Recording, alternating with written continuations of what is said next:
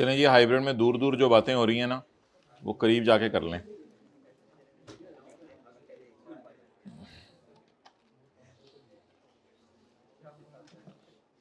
अच्छा, ये आज या कल हम आपसे शेयर कर लेंगे कि बिजनेस यूनिट इंक्लूडिंग मिल्स में आपने ज्योग्राफिकल लोकेशन और एड्रेस बताना होता है, लेकिन एड्रेस की रिक्वायरमेंट आपको पता है 5th शेड्यूल में नहीं है। और इमूवेबल फिक्स्ड एसेट्स में आपने पर्टिकुलर्स बताने होते हैं, यानी क्या चीज़ है, उसमें लोकेशन और एरिया ऑफ लैंड भी बताना होता है। इंडस्ट्रियल यूनिट में बताएं कैपेसिटी, एक्चुअल प्रोडक्शन और रीजंस फॉर पर्सन एम्प्लॉयड में as on the date of balance sheet and average number of employees. इसमें हमने कोशिश की है कि इसकी समरी ना की जाए, as it is copy paste किया जाए। एसोसिएटेड कंपनीज और अंडरटेकिंग्स जो पाकिस्तान में है उसका नाम बताना है और बेसिस ऑफ रिलेशन बताना है, अलॉन्ग विद कॉमन डायरेक्टरशिप और परसेंटेज ऑफ शेयर होल्डिंग। लेकिन जो बाहर की कंपनीज हैं उनमें name of undertaking, country, basis of association, लेकिन basis of association not required in 5th schedule, और एग्रीगेट परसेंटेज भी not required in 5th schedule. और उसके बाद जो हमारी हैं utilisation of proceeds from public offering, आपने फाइनेंशियल स्टेटमेंट्स में बताना है जो इशू हुई हैं आफ्टर इनिशियल और secondary offering. Implementation of plans with regard to use shall be disclosed till full implementation. Credit facilities में आपने बताना है कि कौन कौन सी क्रेडिट फैसिलिटी आपकी अभी तक अनअवेल्ड है। फॉरेन ट्रेड डेट्स में आपने बताना है where the company has made export sale the following disclosures will be made, name of defaulting party और अमाउंट आउटस्टैंडिंग वगैरह। और जो लोन्स एडवांसेस आपने बाहर की कंपनीज को दिए हुए हैं उसमें तो काफ़ी चीज़ें बतानी थी, नेम बताना था, एड्रेस बताना था, अमाउंट ऑफ लोन बतानी थी, टर्म्स एंड कंडीशंस बतानी थी। तो ये सारी चीज़ें हैं, बस किसी भी तरीके से आपने याद करनी है। अब ये आपके ऊपर है। बहुत सी चीज़ें तो तकरीबन 90% 80% कितने लोगों को याद हैं ऑलरेडी, तो फिर ये शेयर करने का तो फ़ायदा नहीं होगा क्योंकि आपको ऑलरेडी अच्छा, और भाई खैरियत से केड़े पिंडों आए हो? हैप्पी हैप्पी रहा करें, हैप्पी हैप्पी, खास तौर पे जिस दिन रहना ही हो इधर। ओके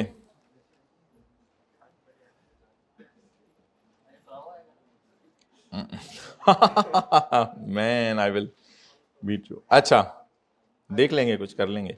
अच्छा, जो पिछली दफा तूने किया था फाइनल अकाउंट्स निकालें। परसों वाला होमवर्क हो गया किसी का दुका का परसों वाला होमवर्क? अच्छा, वो हजरात हाथ खड़ा करें जिन्होंने कल पास पेपर का क्वेश्चन 15 और फिर हमने 13 भी करवाया था पीओ ओवर टाइम के एतबार से, और फिर हमने जो है वो होमवर्क के अंदर एक सवाल भी दिया था। कोई बंदा ये तीनों सवालों के सोल्यूशन रजिस्टर पे लिखे हुए दिखा दे। कोई बंदा ये तीनों सवालों के सोल्यूशन रजिस्टर पे लिखे हुए दिखा दे। माशाल्लाह माशाल्लाह माशाल्लाह माशाल्लाह, अल्लाहु अकबर अल्लाहु अकबर, माशाल्लाह माशाल्लाह, वरी दिखाई जा रही है। माशाल्लाह माशाल्लाह माशाल्लाह माशाल्लाह, तीनों सवालों के सोल्यूशन रजिस्टर पे लिखे हुए। तू बड़ा बनता दिखा। अकरम इस तरह नहीं सीए होते, सीए के लिए दिन रात एक करना पड़ता है। इंशाल्लाह अभी से शुरू कर दो तो भी हो जाएगा। माशाल्लाह माशाल्लाह माशाल्लाह माशाल्लाह माशाल्लाह माशाल्लाह माशाल्लाह माशाल्लाह, देखें जी देखें, माशाल्लाह माशाल्लाह, लोगों की सीरियसनेस देखें जी। माशाल्लाह माशाल्लाह माशाल्लाह माशाल्लाह माशाल्लाह। फर्स्ट क्वार्टर, अच्छा ये परसों वाला हूँ, ऑडिट का काम किया हुआ है। ऑडिट भी याद करके लिखो, इतने अच्छे कहाँ हैं ये लोग, लिखते होंगे।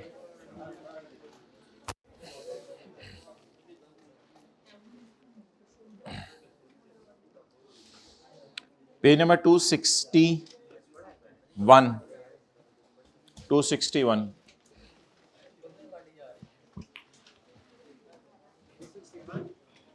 261।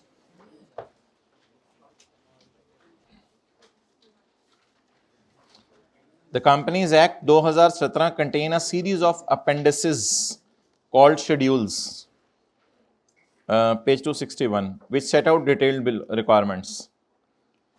वो डिटेल रिक्वायरमेंट्स क्या हैं? थर्ड शेड्यूल वो था जिसकी एक डायग्राम हमने बनाई थी।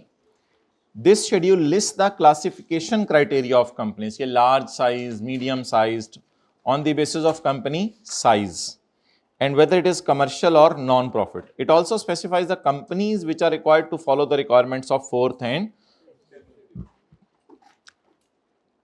अच्छा फोर्थ शेड्यूल लगता है लिस्टेड कंपनीज पे और उसकी सब्सिडरीज पे द शेड्यूल स्पेसिफाइज, इसकी ना कुछ तफसील है, ये फिर कभी देखेंगे, फिलहाल बस एक लफ्ज़ याद कर लें। फोर्थ शेड्यूल किस पे लगता है? लिस्टेड कंपनीज पे और उसकी सब्सिडरीज पे। The schedule specifies that listed companies and their subsidiaries must follow the IFRS। तो लिस्टेड कंपनी ने आपको पता है IFRS फॉलो करना होता है और फोर्थ शेड्यूल फॉलो करना होता है।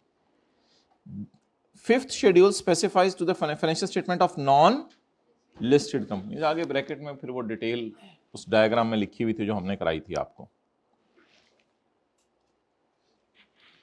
फोर्थ शेड्यूल लगता है लिस्टेड कंपनीज पे। The fourth schedule of the companies act required that all listed companies and their shall follow the IFRS with regard to financial statements. Companies क्या follow करेंगी बोलें? IFRS।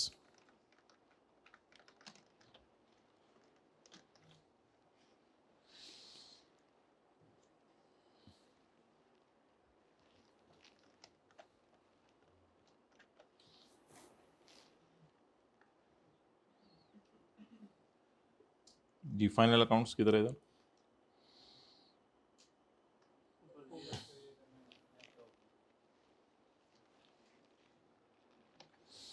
The fourth schedule requires that all listed companies and their subsidiaries shall follow IFRS. All listed companies and their subsidiaries shall follow the IFRS with regard to notified by CCP. Similarly, the fifth schedule requires all other companies follow applicable IFRS, IFRS for SMEs, AFRS for SSEs. ये जो हमने बहुत सारे पढ़े थे, IFRS for SMEs, AFRS for SSEs, और कई जगह IFRS पूरे भी लगाने हैं। तो ये तो वेग सी बात है, बस इसको क्या, ये तो ऑलरेडी कवर हो चुकी हुई है हमारी कहीं और। अच्छा ये ज़रा याद रखिएगा, ये जो फोर्थ और फिफ्थ शेड्यूल की रिक्वायरमेंट्स हैं ये कंपनी लॉ की हैं, ये IFRS के अलावा हैं, यानी IFRS भी फॉलो करना है उमर और ये भी फॉलो करनी है। The disclosure requirements as provided in fourth and fifth schedule are applicable to annual financial statements. Quarterly नहीं, ये भी कोई MCQ एक आधा नंबर का बन सकता है। फोर्थ और फिफ्थ शेड्यूल सिर्फ किस पे लगाने? एनुअल फाइनेंशियल स्टेटमेंट में, एक ही दफा साल में लगाया करना। And are in addition to disclosure requirement prescribed in IFRS and shall be made in the notes, और नोट्स में इनको कहीं भी बता दें, अनलेस स्पेसिफिकली रिक्वायर्ड, अनलेस कि आप बैलेंस शीट में मांगी हो वो अलग बात है।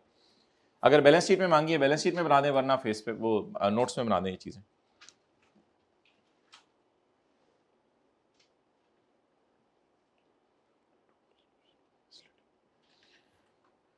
कई दफ़ा अगर आपको लगे कि कंपनी लॉ का डिस्क्लोजर मिसलीडिंग है तो आप उसकी एक्सप्लेनेशन फिर ज़रा डिटेल में ज़्यादा चीज़ें डाल दें जो हमने बताई हुई हैं। In addition to the information expressly required to be disclosed in the कानून and the schedules, there shall be added such other information as may be considered necessary to ensure that required disclosure is not misleading. तो छोटा सा लिख लें, company law का disclosure अगर misleading लग रहा है तो एडिशनल इंफॉर्मेशन डाल के समझा दें। कंपनी लॉ का डिस्क्लोजर अगर मिसलीडिंग लग रहा है तो एडिशनल इंफॉर्मेशन दे के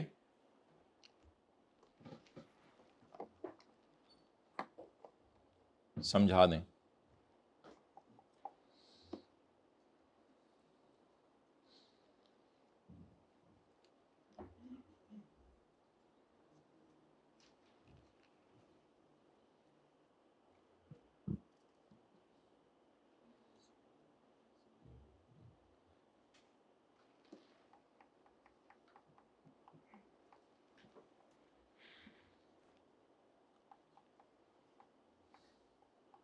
अब इसकी क्या मिसाल हो सकती है?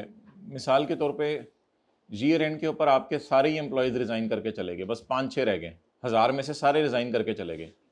अब इसकी रीजंस तो नहीं हमने बतानी होती, रीजंस तो हमने प्रोडक्शन कैपेसिटी के शॉर्टफॉल की बतानी होती है ना।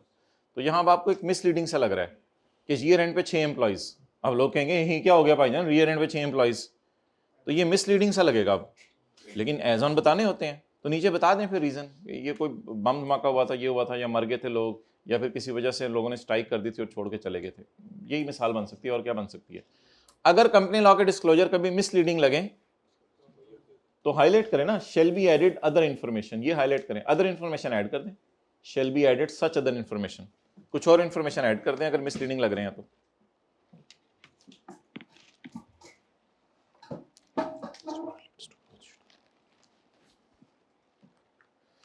कहते हैं अब ये जो नीचे सारे आ रहे हैं ना रिक्वायरमेंट्स, ये दोनों शेड्यूल्स की मैं आपको दे रहा हूं अगले सफ़ों से सारी, अनलेस स्पेसिफिकली आइडेंटिफाइड, अनलेस कि मैं बता दूं ये 4th की चीज़ें हैं या 5th की चीज़ें हैं।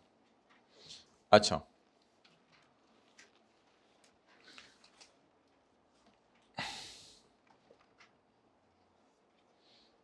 ये जनरल इंफॉर्मेशन है, इसकी समरी मैंने आज आपको दिखाई है। इसके बाद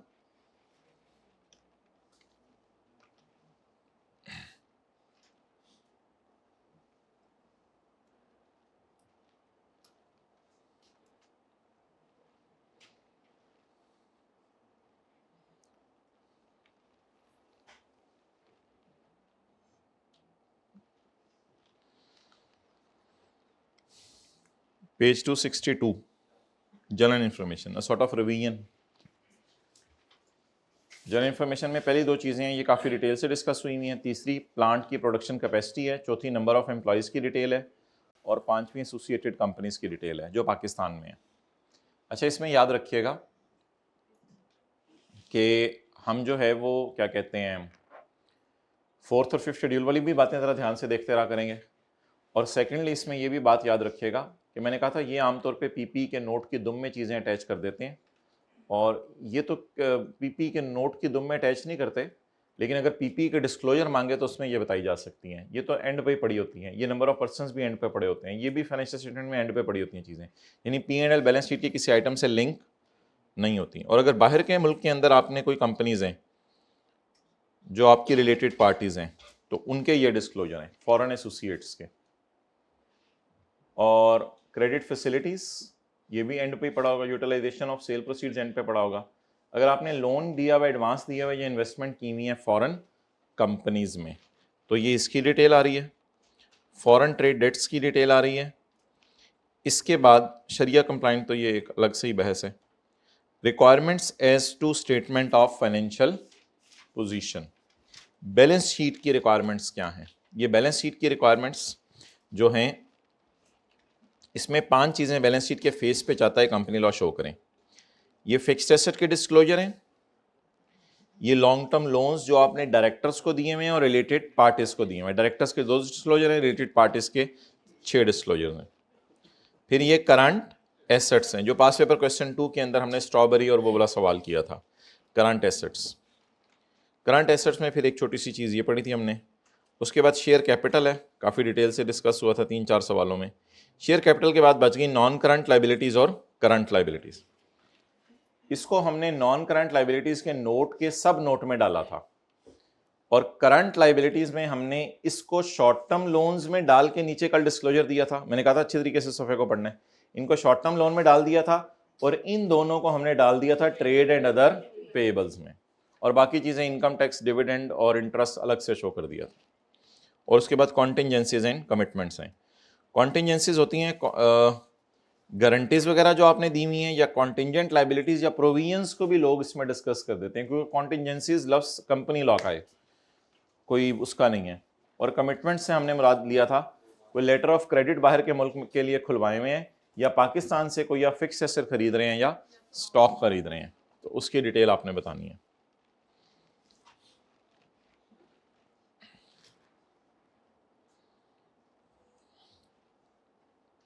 IFRS 15 में आ जाए, सॉरी फाइनल अकाउंट में रहे, फाइनल अकाउंट में।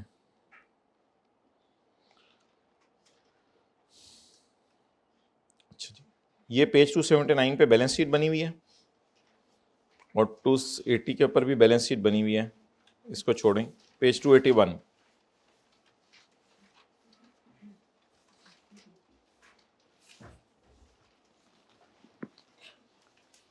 Legal status and nature of business में मैंने आपको कहा था अक्सर लोग हेड ऑफिस का पता वगैरह भी बता रहे हैं। Nestle is a public limited company incorporated in Pakistan. Principally the company is engaged in ये बस लीगल स्टेटस और नेचर लिखा हुआ है, लेकिन आमतौर पे लोग रजिस्टर्ड ऑफिस, हेड ऑफिस का या फैक्ट्रीज का पता भी बता रहे हैं। ये जी एक नई चीज है, basis of preparation and summary of significant accounting policies. Basis of preparation में हमने दो बातें बताई हैं।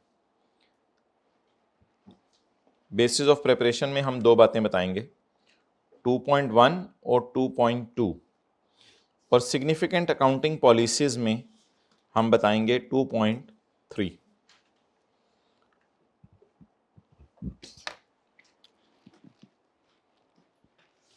अगर कभी पेपर में आया, आज तक कभी आया नहीं, कि basis of preparation and summary of significant accounting policies भी बना दें, तो बेसिस ऑफ प्रिपरेशन में आपने दो चीजें बता के आनी है। स्टेटमेंट ऑफ कंप्लायंस, मैं कंपनी लॉ और IFRS को फॉलो कर रहा हूं और मैं चीजों को हिस्टोरिकल कॉस्ट पे रखा हुआ है। ये हैं बेसिस ऑफ प्रिपरेशन। आपकी फाइनेंशियल स्टेटमेंट जो प्रिपेयर हुई हैं वो किन बुनियादों पे खड़ी हुई हैं, और जो मोटी मोटी अकाउंटिंग पॉलिसीज फॉलो की हैं ये तो 10-15 सफ़ों पे लिखी होती हैं कि बोरिंग कॉस्ट के लिए हमने उसको कैपिटलाइज किया है, FIFO पे रखा है इन्वेंटरी को, ये तो लंबी बहस होती है। बेसिस ऑफ प्रिपरेशन 4-5 लाइनों में कवर हो जाती हैं। अगर कभी पेपर में आया prepare note relating to basis of preparation and summary of significant accounting policies, तो उसमें हम ये चीज़ें लिख के आएंगे। Statement of compliance, these financial statements have been prepared in accordance with the accounting and reporting standards as applicable in the accounting and reporting standards applicable in Pakistan comprise of IFRS and provisions issued under company law। तो ये लफ्ज याद करें, IFRS issued by IASB, ये लिख के आना पड़ेगा, और provisions and directives issued under company law, जिसको हम 4th और 5th शेड्यूल कहते होते हैं। चलें जी, याद करें स्टेटमेंट ऑफ कॉम्प्लायंस, कभी आई नहीं वैसे, अगर पेपर में आ जाए prepare statement of compliance.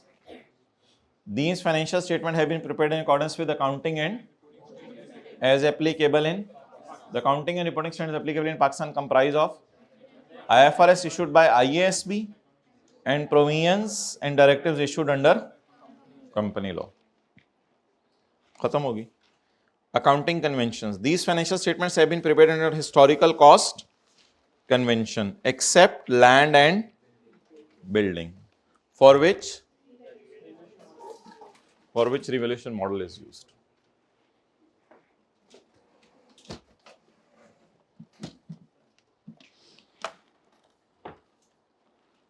Okay, number 1 is legal status and nature of business, जिसमें अक्सर लीगल स्टेटस और नेचर के अलावा एड्रेस वगैरह हेड ऑफिस और मिल्स का आ जाता है। अब लिखने की जरूरत नहीं, स्टेटमेंट ऑफ कंप्लायंस। आप इस तरह भी कर सकते हैं, स्टेटमेंट ऑफ कंप्लायंस के नीचे दो चीजें दे दें, फिर अगली हेडिंग बना दें summary of significant accounting policies, या इस तरह भी कर सकते हैं, यहीं पे नाम दे दें and summary of significant accounting policies. Statement of compliance में आपने बता के आना है बेसिस ऑफ, ऊपर के बेसिस ऑफ प्रेपरेशन, इसमें दो चीजें बता के आनी है, हम किस किस को मान रहे हैं, स्टेटमेंट ऑफ कंपनी लॉ और IFRS, अकाउंटिंग की कन्वेंशन, और फिर 2.3 सिग्निफिकेंट पॉलिसीज। अच्छा, सिग्निफिकेंट अकाउंटिंग पॉलिसी सीखें जी आज। 2.3.1 inventory, for inventory I am using FIFO and the inventory is kept at lower of cost or NRV। बस 2.3.2 borrowing cost. The borrowing cost on qualified asset are being capitalized. कुछ नहीं लिखना. 2.3.3 intangible asset. The intangible asset, if internally generated, then research phase is expensed and development not meeting criteria is expensed and development meeting criteria is capitalized. And intangibles are being amortized over their useful life, and if their life is not मालूम then they are indefinite life. उनकी indefinite life समझी जाएगी. And their residual values are reassessed at each year end, and ये सारा. 2.3.4 property plant and equipment. Property plant and equipment के अंदर CWIP is recorded. The for property plant and equipment you are using straight line method. The residual value and life is estimated at each year end, and repair expenditure on PPE is charged to P&L. इस तरह की बातें लिख के आएंगे, accounting policies बता के आएंगे. 2.3.5 cash and cash equivalents are kept at cost. Cash और कैश इक्विवेलेंट्स को हमने कॉस्ट पे रखा हुआ है. इसी तरह 2.3.6 revenue. The revenue is recorded using the 5-step model and the revenue is recorded when the control is transferred. इस किस्म की बातें जो है वो आप लिख के आएंगे. तो it is how accounting policies will work. ये कैसे स्क्रैप सा होता है, लेकिन अगर आप पब्लिश फाइनेंशियल स्टेटमेंट में उठा के देखें तो फिर तो ये आपको मिलेगा summary of significant accounting policies. Lease के बारे में आप सिग्निफिकेंट अकाउंटिंग पॉलिसीज लिख के आएंगे. Initially the leased asset is measured at ROU. Initially the ROU and lease liability are measured, and the lease liability is measured at present value of lease payments. And for short term lease and low value asset we are using the simplified approach. For lessee the lease payments are discounted using the implicit rate. However, if implicit rate is not known then these are हाँ वो सारा जो आप लोगों ने अपनी जिंदगी के अंदर पढ़ा हुआ है, वो सारा जो स्टैंडर्ड्स के अंदर पढ़ा हुआ है वो उठा के लिख देना होता है. इसको कहते हैं summary of significant accounting policies. इस सारी का फायदा बड़ा होता है. वैसे इस सारी का फायदा ये होता है कि जिस वक्त वो लोग ना जो जिनको अकाउंटिंग आती नहीं है वो लोग जब हमारी फाइनेंशियल स्टेटमेंट्स पढ़ते हैं ना, तो डॉक्टर हो इंजीनियर हो तो उनको फिर ये पढ़ के ना चीज़ें समझ आने लग जाती हैं कि क्वालिफाइंग एसेट्स के ऊपर जो है वो बोरिंग कॉस्ट कैपिटलाइज हो रही है और हम रेजिडुअल वैल्यूज को रीअसेस करें एट ईयर एंड. ये मैं मजाक कर रहा हूँ या सीरियस हूँ? मेरा नहीं ख्याल ये फिक्र ये इतनी लंबी आप जो हमने अंग्रेजियाँ छोड़ी हैं इससे डॉक्टर जो इंजीनियर को जिसने शेयर खरीदे हैं इस कंपनी के उसको समझ आएगा. आ जाएगा वैसे समझ? नहीं आ नहीं जाएगा. देखें उसी के लिए तो हम बना रहे हैं यूजर्स के लिए. यो उससे क्या पता FIFO क्या होता है. शायद हमने पूरा लिखा हो. देखते हैं एब्रीविएशंस लिखी हुई हैं या क्या किया हुआ है हमने. Company and its operations, significant account, basis of preparation, statement of compliance, और उसके बाद जो है वो शुरू हो जाएंगी summary of significant accounting policies. कहाँ लिखा हुआ है इसने?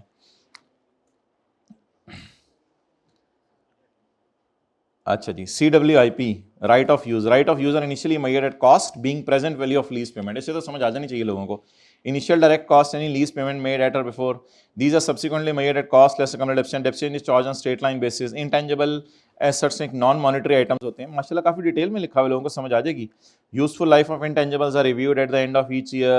The carrying amount of intangible is reviewed for impairment. ये तो माशाल्लाह समझ आ जाएगी लोगों को. ऐसी बातें देखें तफसील से लिखी हुई हैं. Stock in trade, raw material को मूविंग एवरेज कॉस्ट, ये पता नहीं है कि कॉस्ट की चीजें इसने डाल दी हैं. Trade and other receivable, lease liabilities are initially measured at present value of lease payment discounted using the interest rate implicit in the lease. Taxation, current and deferred. Provision for current tax is the amount computed on taxable income at current rates of tax. Deferred tax is recognized using the balance sheet method on all temporary differences. Deferred tax are recognized for all major TTDs and deferred tax assets are recognized for all major DTDs. Cash and cash equivalent in the balance sheet are kept at cost. Borrowing cost related to acquisition, construction of qualifying asset are recognized as part of cost. ये कभी आया नहीं. सारे सवालों के and पे ना एक लाइन डली होती थी, notes on accounting policies are not required. ये लाइन एक दो सवालों में डली हुई थी पास पेपर के, मैं दिखाऊंगा. Notes on accounting policies are, कहते हैं ये नोट IK ने कभी मांगा नहीं. Trade and other payable, staff retirement benefits. Revenue recognition, revenue from sale is recorded as and when performance obligation are satisfied. Revenue is recorded at transaction price. Interest income is recognized on time proportion basis. Foreign currency transactions, earning per share, financial instruments.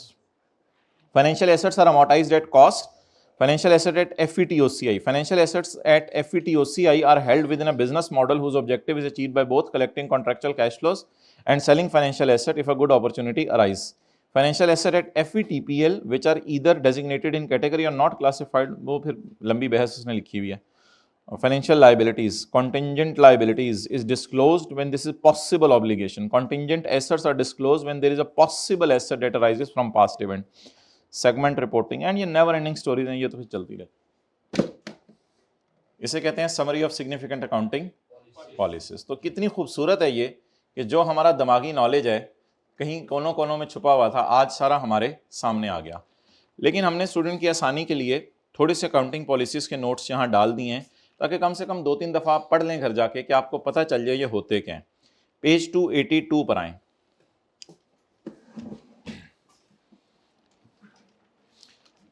अगर कभी ऐसे ही सवाल आ गया कि PP का note बनाएं summary of accounting policies का, फिर रट्टा चलाना पड़ेगा। रट्टा तो नहीं बस, यानी कि हमने थोड़ी हेडिंग बना दी है कि कॉस्ट माइनस इनकम डिडक्शन पे है, सेल्फ कंस्ट्रक्टेड एसेट में मटेरियल लेबर डाला जाता है, डिडक्शन P&L में डाली जाती है। ये बातें लोगों को पता है लेकिन बतानी होती है। डिडक्शन P&L में डाली जाती है, रेजिडुअल वैल्यू को रिव्यू किया जाता है हर साल, एडिशंस पे कैसे डिडक्शन चार्ज की जाती है, रिपेयर एंड मेंटेनेंस को P&L में डाला जाता है, गेन लॉस को P&L में डाला जाता है। ये है summary of significant accounting policies.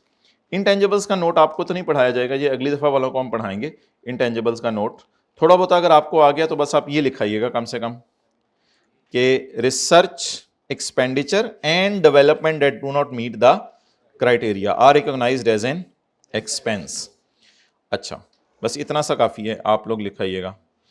और इसके साथ ही अमोर्टाइजेशन वाली बातें लिखाइएगा कि गुडविल की इंडेफिनेट लाइफ है, उसको हम अमोर्टाइज नहीं करते, यूजफुल लाइफ को हर साल दोबारा रिव्यू किया जाता है, अमोर्टाइजेशन ऐसे चार्ज की जाती है। वही जो फिक्स एसेट में याद की हैं, हल्की फुल्की लिखाइएगा, बाकी ये चीज़ें छोड़े पड़े क्योंकि आपने स्टैंडर्ड डिटेल से पढ़ा नहीं हुआ, अगली दफ़ा वालों ने तो पढ़ा होगा। ROU और लीज लाइबिलिटी को मैयर किया जाता है at the commencement date except for 12 month lease और लेस और low value asset which are expensed in P&L on straight line basis. The lease liability is initially measured at present value of using the implicit rate. Stock को रखा है हमने cost lower of cost NRV पे और FIFO और weighted average में से बता दें कौन सा मेथड यूज करें। डेटर्स को हमने रखा है original invoice value minus provision for doubtful debt. Bad debt को हम डाल देते हैं इरिकवरेबल में जब वो बैड हो जाए। कैश और कैश इक्विवेलेंट को कॉस्ट पे रखा है, ट्रेड एंड अदर पेबल्स को भी कॉस्ट पे रखा हुआ है। करंट टैक्स हम कैलकुलेट करते हैं यूजिंग टैक्स रूल्स जो पाकिस्तान में है, और डेफर्ड टैक्स हम कैलकुलेट करते हैं balance sheet approach. Balance sheet approach होती है कैरिंग अमाउंट टैक्स बेस को कंपेयर करना, जिसमें हम डिफरेंस लेते हैं कैरिंग अमाउंट का टैक्स बेस के साथ। DTL को हम रिकॉर्ड करते हैं जब TTD आए, और DTA को एहतियातन सिर्फ तब रिकॉर्ड करते हैं जब फ्यूचर में प्रॉफिट आने की उम्मीद हो, वरना तो कोई डेफर्ड टैक्स एसेट रिकॉर्ड करने की जरूरत नहीं है। अगर फ्यूचर में प्रॉफिट ही नहीं आने तो फिर क्या फायदा। रेवेन्यू रिकॉर्ड किया जाता है जब चीज़ों का कंट्रोल ट्रांसफर हो जाए, बोरिंग कॉस्ट को कैपिटलाइज किया जाता है, और डिविडेंड्स को हम रिकॉर्ड करते हैं जब अनाउंस हो जाए। तो जाहिर बात है इसी वजह से इंटरिम्स को शो किया जाता है, बाकी को नहीं। तो किसी भी चीज़ के बारे में अकाउंटिंग पॉलिसी आ सकती है। तो अब चीज़ें बता दें कौन कौन सी हो गई हमारी। Legal status and bases of include statement of and accounting convention and significant accounting policies. ये है सिग्निफिकेंट अकाउंटिंग पॉलिसी। 2.3 में 2.3.1 2 3 4 डन।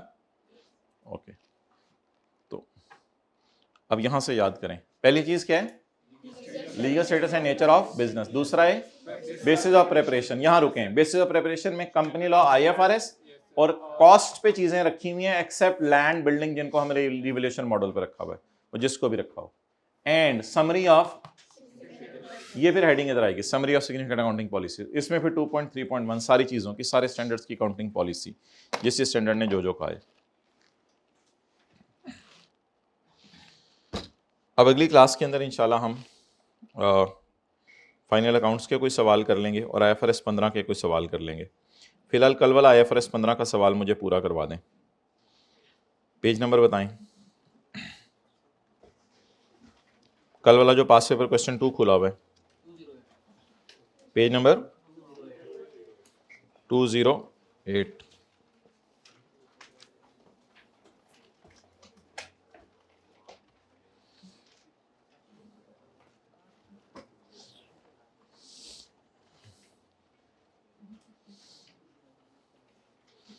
अच्छा, एक ही दफा जरा चीज समझने की कोशिश करें ना कि है क्या।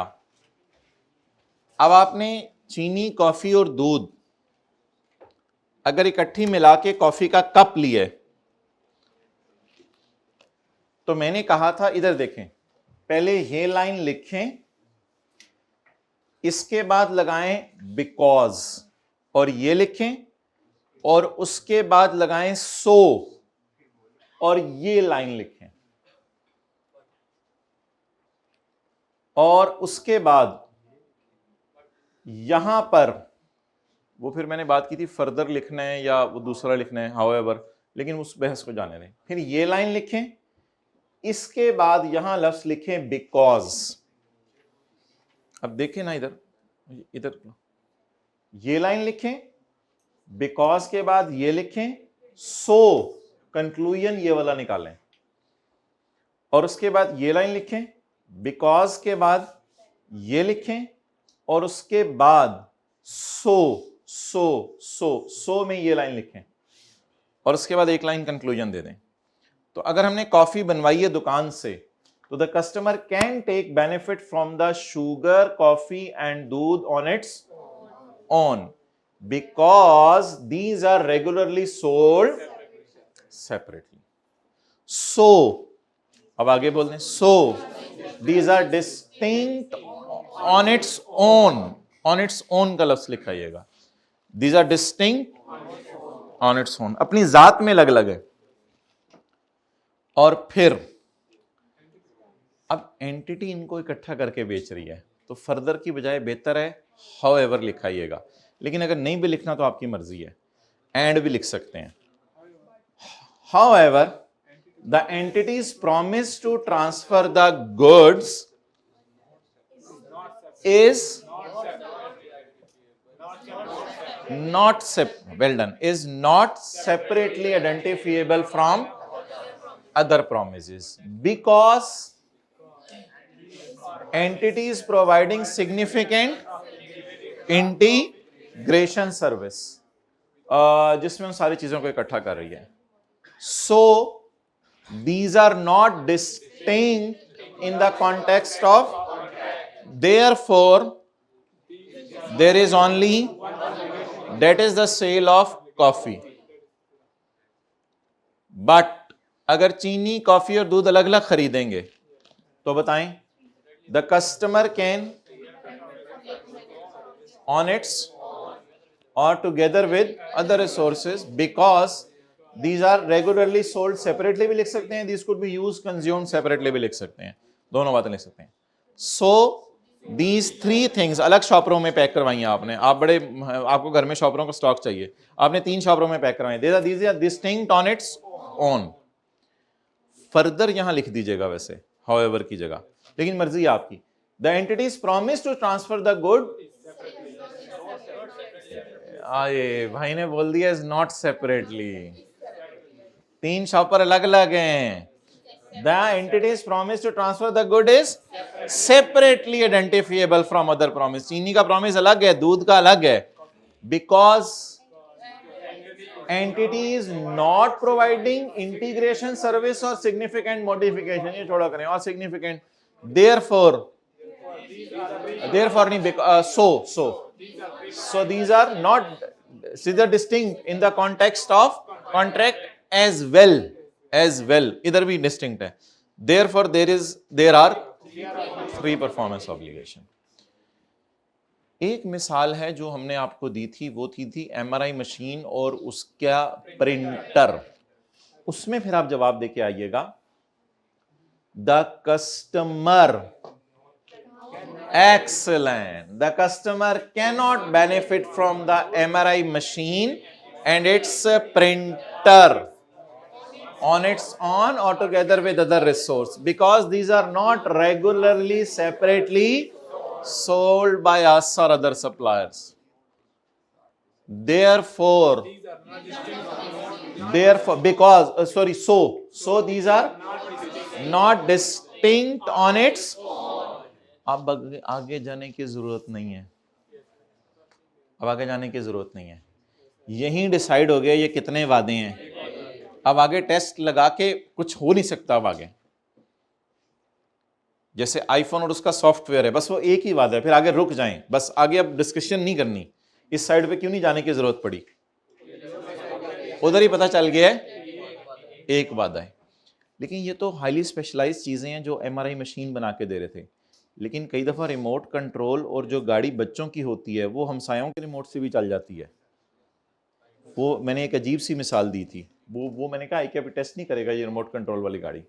इसमें आपने ये लिख के आना है कि the customer can benefit from the gaadi and remote on its own और together with other resource because these are regularly separately sold, so these are distinct on its own. Further या however जो भी है, however the entity promised to transfer the good is not separately identifiable from, because these are highly dependent, because these are highly, so there is only one performance obligation। लेकिन इतने high level पे इसकी testing नहीं हो रही, इसके आसान आसान से सवाल आ रहे हैं। तो अब निकाल लें पास पेपर का क्वेश्चन 2 जो हमारा रह गया था,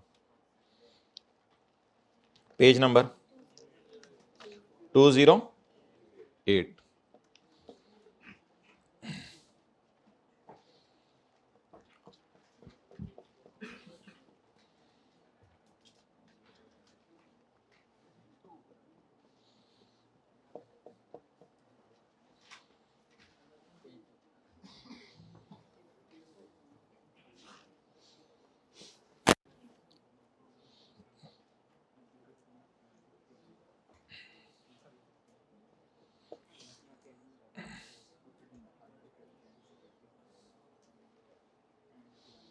पहले मोटा मोटा डिसाइड कर लिया करें, फिर उसके बाद जवाब देखते हैं।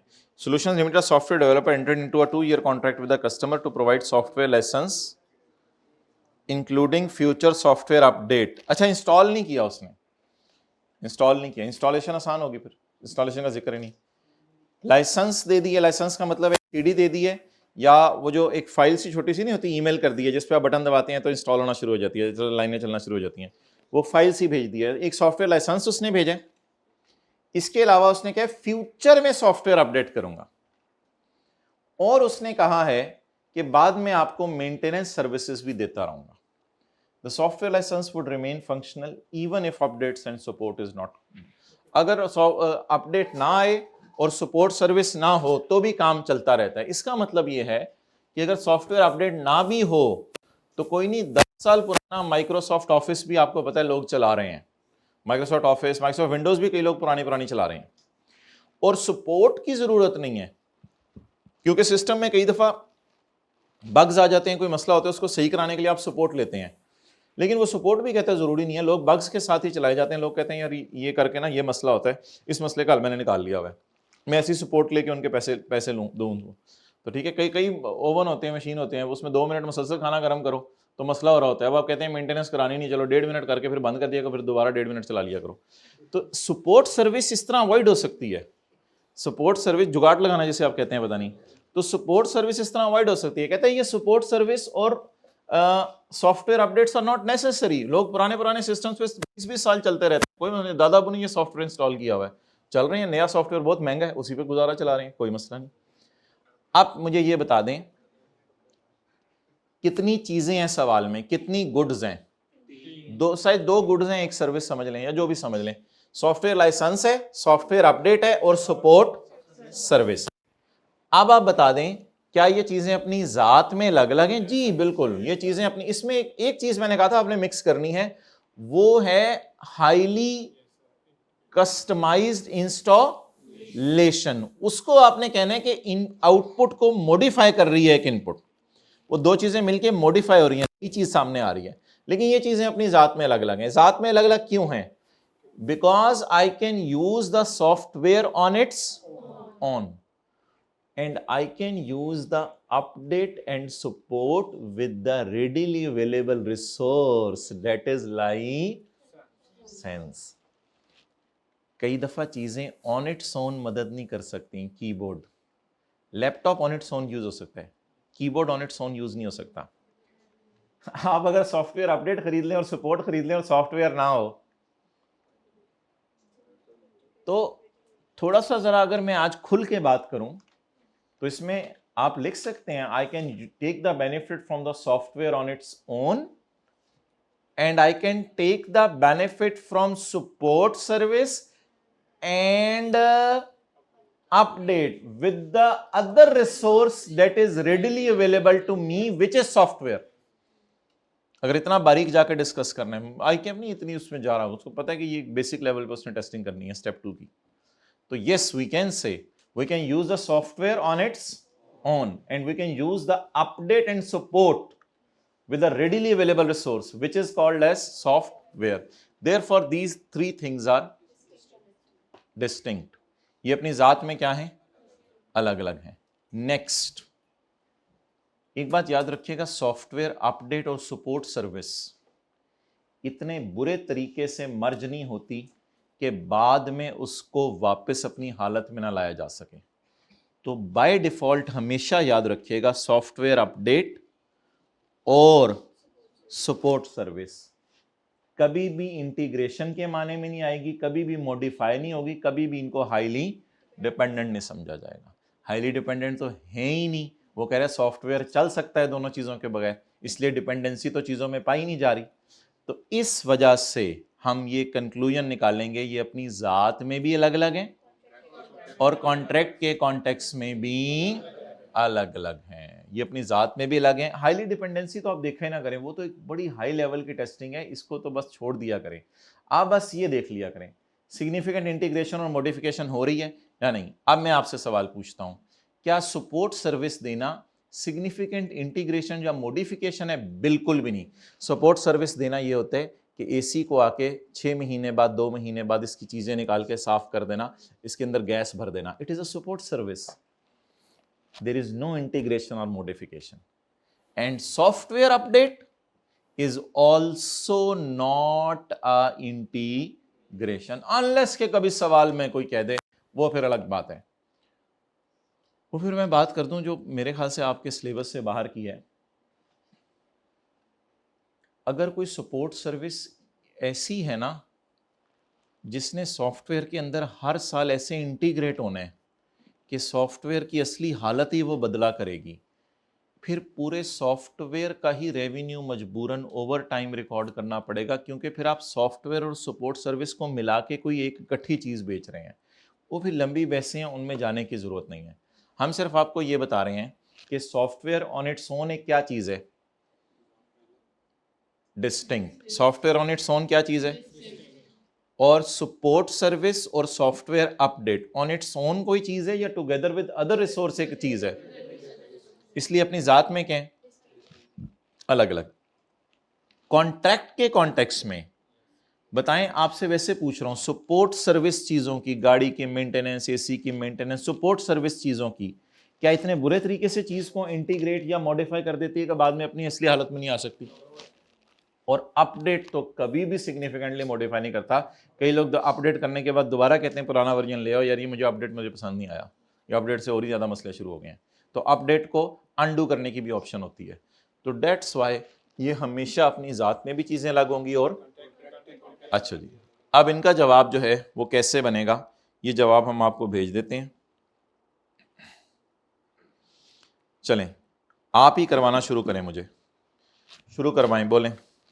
पास्ट पेपर क्वेश्चन 2 का 1, the software licence and software and support service, 3 चीजों की बात करनी है. अच्छा चलें शुरू करते हैं. The customer can benefit from software update, software licence, software update and support service on their own or together with other resource. आप जनरल बात लिख दिया करें. आपसे मैं कह रहा हूं ये चीजें एक्सपेक्टेड नहीं है इतनी हाई लेवल की जो मैंने आपसे बातें की, because we can use them on its own और together with other resources data readily available. इसमें सोल्ड सेपरेटली तो ना लिखिएगा असल में, क्योंकि हम आमतौर पे उन्हीं से करवाएंगे. वैसे वो भी लिखा भी उसके सवाल में कि बाकी लोग भी सेल करते हैं. इसमें बेहतर है ये वाली लाइन लिखा जाएगा, because customer can use, consume और otherwise held them to generate economic. इधर मेरे ख्याल से ये लफ्ज ज्यादा मुनासिब होगा, क्योंकि चीनी वगैरह तो बाकियों से मिल जाती है. फिर इसमें फिर बेहतर है ये लाइन लिखाइएगा. So these are distinct on its own. further the entity promised to transfer goods is also separately identifiable from other promises, because entity is not integrating the goods or significantly modifying another good. इस तरह लिख के आइएगा, entity is not integrating the goods or not significantly modifying another goods. Therefore, yeah, so these are also distinct in the context of, hence it is being included that there are three separate performance obligations, that is sale of software license, software update and support service. Done? चलें जी, अब हमने अगली class के अंदर इसी की एक दो और एग्जांपल्स कर लेंगे और साथ हमारा एक पास पेपर रह गया हुआ है. कौन सा माय डियर? पास पेपर का क्वेश्चन नंबर 12. इसमें हमने 100 यूनिट्स बेचे थे, कॉन्ट्रैक्ट कॉस्ट भी रिवाइज होंगी, रिवॉर्डेड बोनस याद आ रहा है, और फिर अकाउंटेंट ने कोई सजेशन दी है इसको करने की, और फिर हमने सीएफओ ने फिर उसमें कोई मसला निकाला, तो थोड़ा सा एथिक्स भी टेस्ट होगा. तो ये एक बड़ी अच्छी रिवीजन होगा पास पेपर का क्वेश्चन 12, जो अभी तक कॉन्सेप्ट हमने पढ़े हुए हैं. निकालें जी ईपीएस और नहीं पर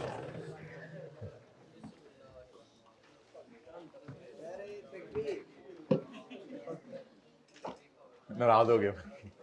कल हमने पास पेपर का क्वेश्चन 15 किया था, उसमें हमने डिस्कशन की थी, बोलें क्या डिस्कशन की थी? हाँ, और दूसरा हमने क्या किया था? पास पेपर क्वेश्चन 2, जिसमें स्टेप 2 आया था. आज हम दूसरी क्लास में उसकी रिवीजन करेंगे. अच्छा, अब मुझे बता दें सुबह से हमने क्या पढ़ा है. सुबह हमने फाइनल अकाउंट के कुछ डिस्क्लोजर रिवाइज किए थे, उसके बाद हमने पढ़ा है बस सुबह से जो अभी तक पढ़ा है, सुन मेरे bro, legal status and bases of preparation and summary of significant accounting. उसमें 3 चीजें, स्टेटमेंट ऑफ कंप्लायंस, एक मिनट, स्टेटमेंट ऑफ कंप्लायंस याद कर लें कि हम फॉलो कर रहे हैं इसके अंदर IFRS issued by IASB and directives issued by companies act 2017. Cost convention, the historical cost convention, cost पे पड़ी हैं चीजें, एक्सेप्ट बिल्डिंग या land which is carried at revalued amount, और उसके बाद summary of significant accounting policies, और उसके बाद सिर्फ हमने ये पास पेपर का क्वेश्चन नंबर 2 किया है. कुछ थोड़ा थोड़ा लिखना समझ आ गया कि नॉट कहाँ लगाना है कहाँ नहीं लगाना. पहले आपने डिसीजन ले लेना है, उसके बाद इसको कंक्लूड करना है. ओके, ईपीएस किस पेज किधर है? इधर इधर इधर इधर मुझे बताएं. मेरे पेज नंबर 369. अच्छा, जिन हजरात ने पहले ये स्टैंडर्ड पढ़ा हुआ है उनकी अंडरस्टैंडिंग में और बाकी सबको हम सेम पेज पे लेके चलेंगे, इसलिए ये ना समझिएगा. लेकिन एक ज़रूर फ़ायदा होगा कि जब आप लोगों ने ईपीएस में डाइल्यूटेड ईपीएस पढ़ी थी, तो उसमें आप लोगों ने इशू ऑफ शेयर्स पढ़ा था कि अभी डिवेंचर इशू हुए हैं, वो बाद में शेयर्स में कन्वर्ट हो जाएंगे. वो वाली लाइनें बहुत मुश्किल लगती थी FR1 के बच्चे को. अब IFRS 9 हमने पढ़ लिया हुआ है, तो जब हमने IFRS 9 में डिवेंचर्स का इशू पढ़ लिया हुआ है, तो अब फेस वैल्यू, प्रीमियम और वो जो सारे फड्डे थे, वो अब ICAP ने इनको एड्रेस कर दिया है इस स्टैंडर्ड को इधर डाल के. और ये स्टैंडर्ड होना भी इधर ही चाहिए था, क्योंकि आपने डिवेंचर इशू किए नहीं होते थे और FR1 में आपको पढ़ाया जाता था कि शायद ये डिवेंचर बाद में कन्वर्ट हो जाएं शेयर्स के अंदर. तो ये अजीब सी बात पढ़ाई जाती थी, और फिर फेस वैल्यू और प्रीमियम के चक्कर जो है वो बिल्कुल समझ नहीं आते थे. तो इस वजह से ये अब ज़्यादा आसान हो जाएगा, तो वो वाली ईपीएस हमें बड़ी ईजी महसूस होगी. ओके, क्वेश्चन 1 निकालें, पेज नंबर 380. अच्छा, पेज नंबर 380. क्वेश्चन 1,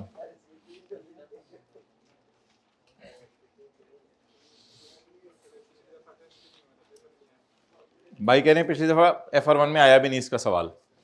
अच्छा जी, ऑर्डिनरी शेयर कैपिटल कितना है भाई? 5,000 रुपए. ऑर्डिनरी शेयर कैपिटल कितना है? 5,000 रुपए. रिटेन्ड अर्निंग्स को छोड़ें, ये हमने IFRS 9 में पढ़ा था. प्रेफरेंस शेयर्स इरिडीमेबल का मतलब है ऐसे शेयर्स जो, बोलें, ऐसे शेयर्स जो वापस नहीं किए जाने, इनको हमने पढ़ा था इरिडीमेबल प्रेफरेंस शेयर। फिर इसने लिया हुआ है बैंक लोन और फिर लिया हुआ है रिडीमेबल प्रेफरेंस। पहला सवाल, ऑर्डिनरी शेयर कैपिटल वालों को कितना डिविडेंड दिया जाएगा? वो तो प्रॉफिट्स पे डिपेंड करता है। आप बता दें किन किन की डिविडेंड की परसेंटेज फिक्स होती है? रिडीमेबल प्रेफरेंस शेयर्स की और इरिडीमेबल और रिडीमेबल की, इनकी परसेंटेज फिक्स होती है। इसको लोन में क्यों शो करते हैं, इसको इक्विटी में क्यों शो करते हैं? ये शेयर कैपिटल वापस नहीं करना, ये शेयर कैपिटल वापस कर देना। अगला सवाल, इसको फिर जब वापस नहीं करना तो इसको ऑर्डिनरी इक्विटी क्यों नहीं बोल दिया जाता? इसकी दो वजह है ना, एक तो इसको डिविडेंड देते हुए प्रेफरेंस देनी है और दूसरा ये भी तो है ना इसका रेट फिक्स है और इसका रेट फिक्स नहीं है। बचा कुचा प्रॉफिट हो सकता है, इसको 40% डिविडेंड अनाउंस कर दें, वो तो, ये तो बड़े सब्र वाले लोग हैं, इनको तो ऐसा फल मिलेगा कि खुश हो जाएंगे। क्लियर? अच्छा, तो अब प्रेजेंटेशन के एतबार से बैंक लोन तो हमने वैसे ही दिखाया ना इधर, बैंक लोन, ताकि आपको याद रहे कि इधर रिडीमेबल प्रेफरेंस शेयर आने हैं। तो जो लोन वापस करना है वो इधर आएगा, जो लोन वापस नहीं करना वो इधर आएगा, और इक्विटी तो वैसे ही वापस नहीं करनी होती अनलेस के बिजनेस बंद हो जाए। अच्छा, अब बैंक लोन 1200 ज़रब 10% 120 रुपए, इनको, ये असल में कैश फ्लो में हमारी फाइनेंसिंग एक्टिविटीज हैं। कैश फ्लो में होता नहीं था फाइनेंसिंग, कहां से करवाई भी है, तो ये है बिजनेस फाइनेंस कहां से हुआ है। कुछ फाइनेंसिंग हमने इनसे करवाई है, कुछ फाइनेंसिंग हमने इनसे करवाई है, कुछ फाइनेंसिंग इनसे करवाई है, कुछ फाइनेंसिंग इनसे करवाई है। ठीक है, बिल्कुल ये ना समझिएगा FR1 में चीजें पढ़ी हैं, बिल्कुल फ्रेश माइंड के साथ पढ़ना है। अब ये सारी फाइनेंसिंग एक्टिविटीज हैं, फाइनेंस प्रोवाइडर्स बदले में कुछ मांगते हैं। इन फाइनेंस प्रोवाइडर्स को ये देना है, इन फाइनेंस प्रोवाइडर्स को ये देना है, इनको ये देना है, इनको ये देना है। अब सवाल ये है कि 800 ज़रब 8%, कितना आ गया? 8 8 बार 64 इनको देना है और 120 इसको देंगे हम फाइनेंस कॉस्ट में, इसको देंगे हम P&L के अंदर। चले जी, P&L खोलते हैं, statement of comprehensive income. Long term loan वालों को कितना दिया, और dividend on redeemable preference share 64। Bill फर्ज एज्यूम करें प्रॉफिट्स आ गए 1500, टैक्स एज्यूम करें CT DT मिला के 50, पैट कितना आ गया 1450। अभी कितने लोग रह गए? दो। कौन कौन? बैंक लोन वापस, बैंक लोन का इंटरेस्ट दे दिया कि कैपिटल प्रोवाइडर्स को ये दे दिया उनका पैसा, यानी कि कैपिटल प्रोवाइडर तो नहीं सॉर्ट ऑफ, लेकिन लोन प्रोवाइडर्स समझ लें, लोन प्रोवाइडर्स को दे दिया। अभी कितने बंदे रह गए? 2 बंदे रह गए। ये जो 2 बंदे रह गए हैं, अब आप ऐसा करें कि statement of changes in equity बनाकर, statement of changes in equity बनाकर इसमें शेयर कैपिटल और रिटेन्ड अर्निंग और इरिडीमेबल प्रेफरेंस शेयर कैपिटल, ये हमने ऐसे ही एज्यूम किए हैं फिगर्स और लिख ली, ये तो शायद सवाल में दी हुई थी। पैट कितना आया हमारा 14, इसमें से आप 2 बंदों को पेमेंट करें। डिविडेंड हमने एज्यूम किया हुआ 20% है, नहीं कहीं एज्यूम नहीं किया हुआ, एज्यूम लिख लिया हमने, तस्वीर खींचो। अच्छा, इरिडीमेबल प्रेफरेंस शेयर कैपिटल कितना है? 3000। 3000 वालों को कितने % हमने दिया? कितना? दूसरा पार्ट बना चुके हो? 360। अच्छा बनाओ, अभी ठहरो, 360 दे दिया। अब ऑर्डिनरी शेयर होल्डर्स को हमने, ये जाहिरी बात है या हमारे साल का इंटरिम होगा या पिछले साल का फाइनल होगा, कितने % डिविडेंड दिया? 20%। वो कितना हो गया? 1000। बाकी क्लोजिंग बैलेंस में जो मर्जी बचा। Now my question is, this profit is available to ordinary shareholders. This profit is available to ordinary shareholders. क्यों? गवर्नमेंट को टैक्स देने हैं अभी, गवर्नमेंट को। This profit is available to ordinary shareholders, this profit is available to ordinary shareholders. Why? अभी आपने किनको entertain करना है? Now opening RE has nothing to do with this EPS, earning per share. It is our earning, but not this is our earning per share, because our earning is 1450 minus 360. So the formula for calculating earning per share जो equation है, earning per share जो ratio है, उसमें जो earning है वो earning net of tax पहले होंगी उधर से आके, नेट ऑफ टैक्स होने के बाद पैट निकलेगा, पैट में से माइनस किया करेंगे इरिडीमेबल प्रेफरेंस शेयर्स का डिविडेंड। अब जो बचा कुचा है वो ये नहीं है अर्निंग। बचा कितना जरा बताएं? 1000। अब 1090 अगर मैं लेके जाता हूं तो ये अर्निंग पर शेयर है, और अगर 1000 लेके जाता हूं तो ये डिविडेंड पर शेयर है।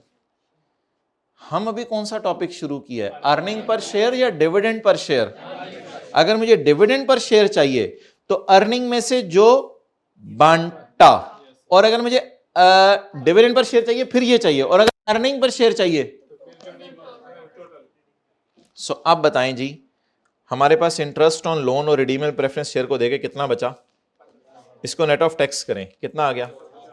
ये प्रॉफिट अवेलेबल है अभी बांटने के लिए, लेकिन बांटने के लिए भी दो लोग तैयार खड़े हैं, इनको कहते हैं फाइनेंस प्रोवाइडर्स। पहले को फिक्स्ड इंटरेस्ट देके फारग करें 1450, अब जो बच गया उसको लेके जाना है ईपीएस के फॉर्मूले में, वो हमने यहां कैलकुलेट नहीं किया हुआ, वो हमें अनलकीली कैलकुलेट खुद करना पड़ेगा। वो कैसे निकलेगा? 1450 माइनस 360, और 1000 को आप इग्नोर करें क्योंकि 1000 बांटने के काबिल है या बांटा। व्हाट इज बांटने के काबिल? अच्छा, और अर्निंग असल में लेनी होती है फॉर द ईयर, इसलिए ओपनिंग आरई को नहीं उठाया जाता। तो बड़ा फिगर्स आपकी मजबूत होनी चाहिए जो आप लोगों ने उठानी है, अर्निंग्स फॉर द ईयर चाहिए होती हैं, इसलिए फॉर्मूला क्या बना, PAT for the year minus preference. Why not minus redeemable preference share dividend? Because that is already deducted, but we will divide it with the number of weighted average number of ordinary shares. अभी लफ्ज नहीं बोल रहा मैं, आसान लफ्ज बोल रहा हूं। We will divide it with number of. So what is the share capital now? ये सेपरेट फाइनेंशियल स्टेटमेंट्स है ना। What is the share capital now? 5000। First कर लें पीटीसीएल है, 5000 divide by 10 500। There are 500 number of shares. Okay. So आप लोगों को page निकालने की जरूरत नहीं है। So the formula for calculating EPS is, शायद आपको याद हो FR1 का, earnings attributable to during the year divided by weighted average number of shares। निकालें जी, रजिस्टर पे पहला सवाल सॉल्व करें।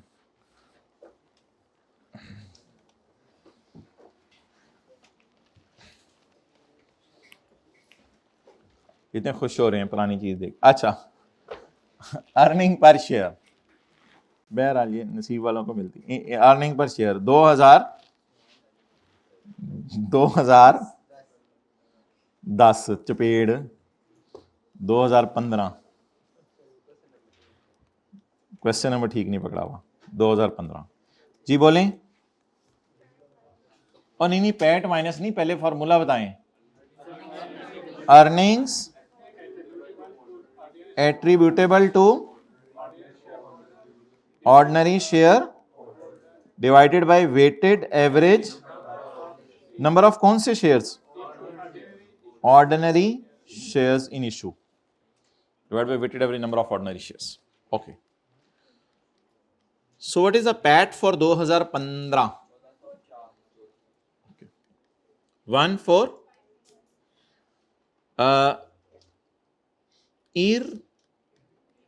irredeemable preference dividend divided by number of shares, weighted average. Okay. Sometimes irredeemable preference dividend will be given. Sometimes you have to calculate.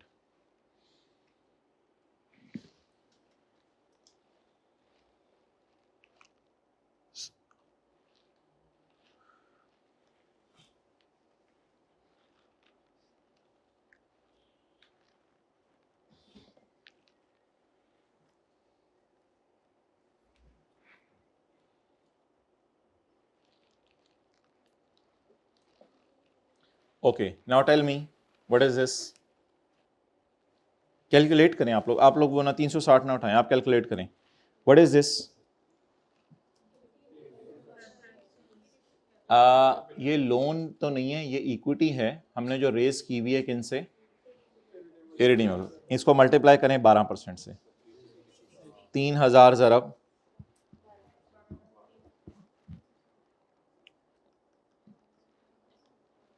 Done. आगे चलें. 300 divide by number of shares 500. ये कैसे निकाले? Ordinary shares 5 divide by 10. EPS करने आए हो? Welcome. Library से बुला के लाया ये. अच्छा, जवाब ₹2.18 पर शेयर.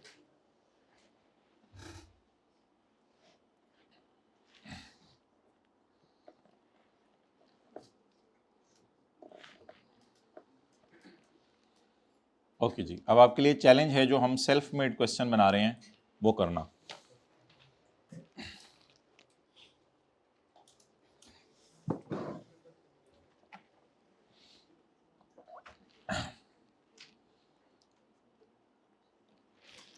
चलें जी, बिस्मिल्लाह. क्वेश्चन नंबर 1A रजिस्टर पर. Question number 1A. Shares in issue. Ordinary, irredeemable preference shares.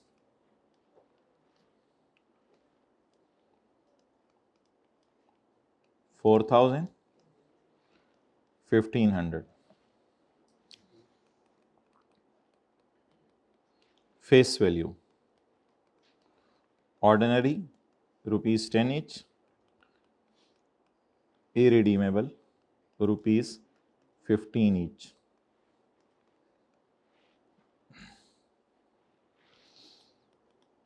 Dividend percentage. Irredeemable 12%. और PBT 3 लाख. और टैक्स रेट इज 25%. चलें जल्दी करें, ईपीएस निकाल दें.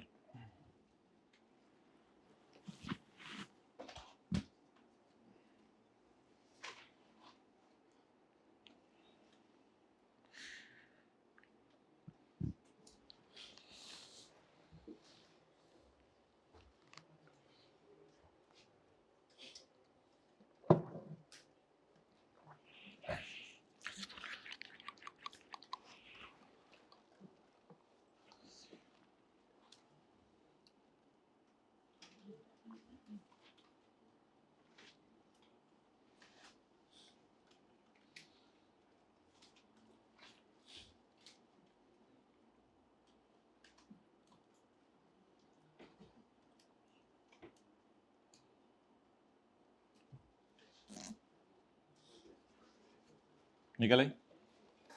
चलें जी, क्या निकली एपीएस?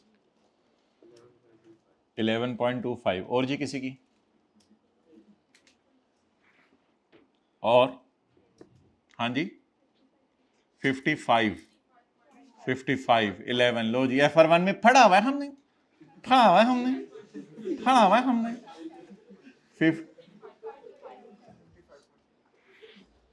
चलो कटो हण। अच्छा भाई, ये जो टॉप पे दी हुई है ये क्वांटिटीज दी हुई है या ये दिए हुए हैं? अच्छा जी, earning per share is equal to PAT minus irredeemable preference shares का divided by weighted average. Weighted average की जरूरत नहीं फिलहाल, बस वो और डेटा नहीं दिया हुआ। Number of ordinary share holders ने कितना कमाया। ओके, पैट पैट पैट कैसे निकलेगा?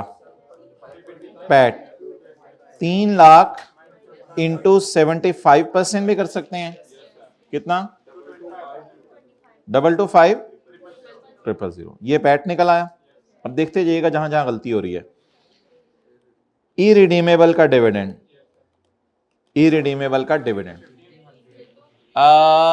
डिविडेंड की परसेंटेज लगाते हैं, बेहतर है फेस वैल्यू पे। क्वांटिटी बोलें 1500 शेयर्स जरब 15 ईच। पहले जवाब बताएं। ये है इरिडीमेबल प्रेफरेंस शेयर, 22,500 का हमने इक्विटी इशू की हुई है। इस पे डिविडेंड कितना देना है? 27 डिवाइडेड बाय, ये क्वांटिटीज हैं, शेयर्स लिखा था मैंने, रुपीज नहीं लिखा था।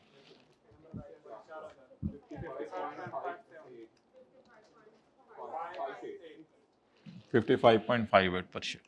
क्या गलती हुई थी? ये रिडीमेबल की फेस वैल्यू नहीं ली थी, फुट वैल्यू ले ली थी।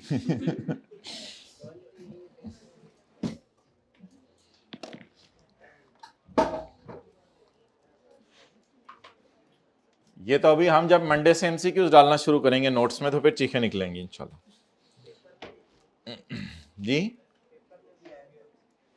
आए थे, डन जी, ओके। अब मोहतरम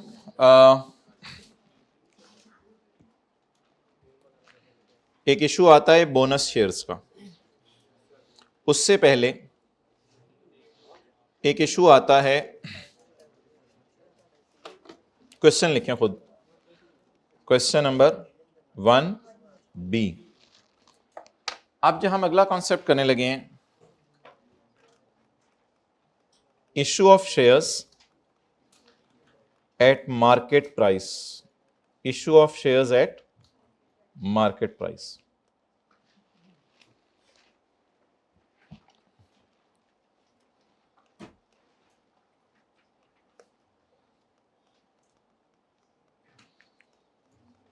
ऑर्डिनरी शेयर्स ऑन यकम जनवरी 12,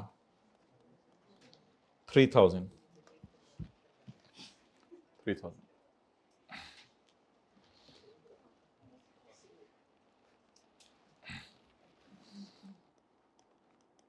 We issued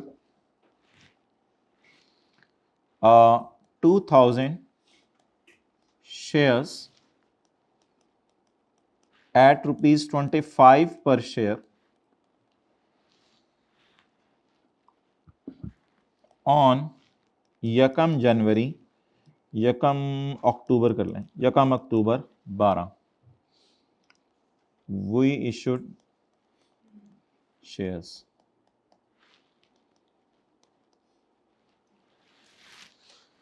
जी, यकम अक्टूबर को हमने कितने शेयर इशू किए?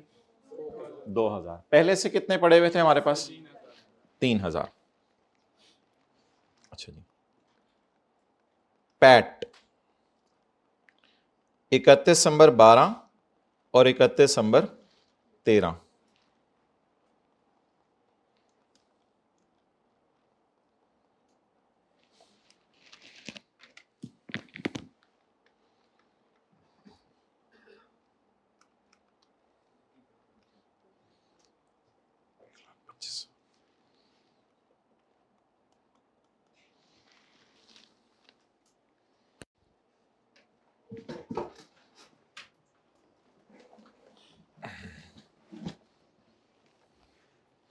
मैंने आपको फेस वैल्यू नहीं बताई, वैसे बाय डिफॉल्ट फेस वैल्यू 10 रुपए, लेकिन एग्जामिनर तो बताएगा।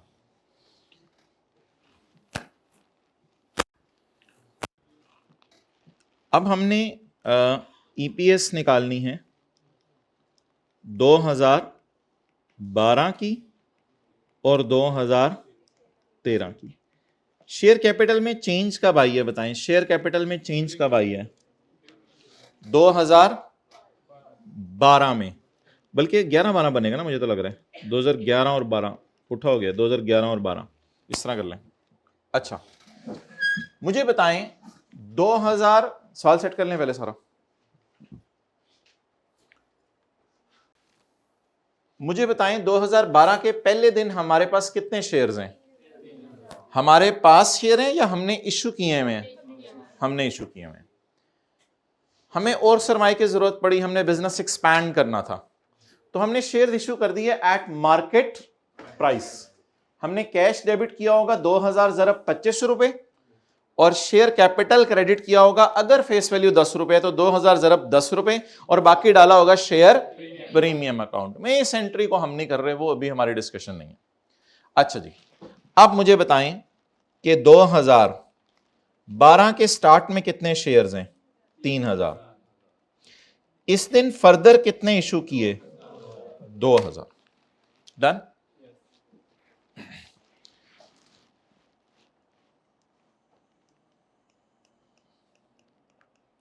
एक कॉन्सेप्ट समझने के लिए इसको भी आप 3000 कर दें, इसको भी 3000 कर दें।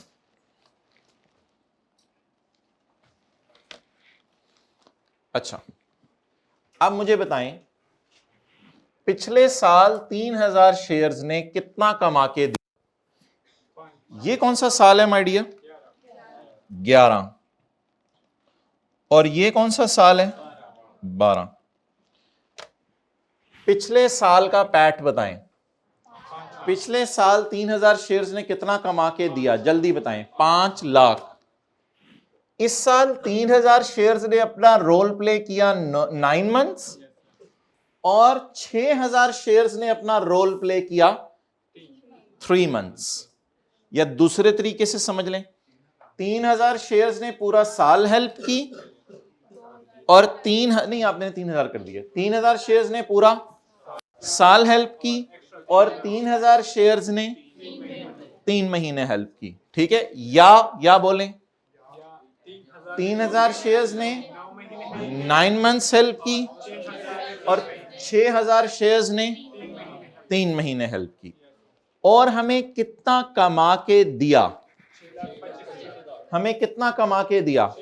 6 लाख।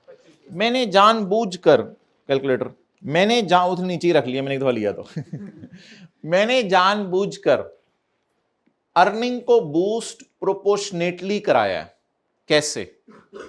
मैंने कहा फर्ज करें कि पिछले साल मैंने 5 लाख कमाया है, तो इन 3000 ने तो 5 लाख ही कमा के दिया। भाई इस तरह की कोई रिवर्स वर्किंग भी आ सकती है, ऐसे जरा समझ लें।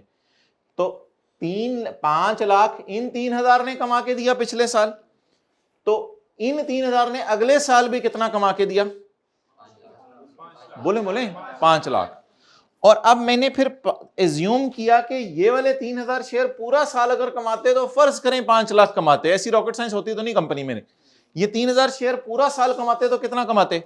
5 लाख। लेकिन इन्होंने सिर्फ 3 महीने कमा के दिए, तो 5 लाख का 3/12 1,25,000। तो मैंने यहां पे लिख दिया 6,25,000। अब मुझे शायद लग रहा है कि दोनों सालों की ईपीएस मेरी मैंने ऐसी एक साइंस की है ना, बताएं 3000 शेयर्स साल के शुरू में थे, 1 अक्टूबर को और कितने इशू कर दिए? 3000।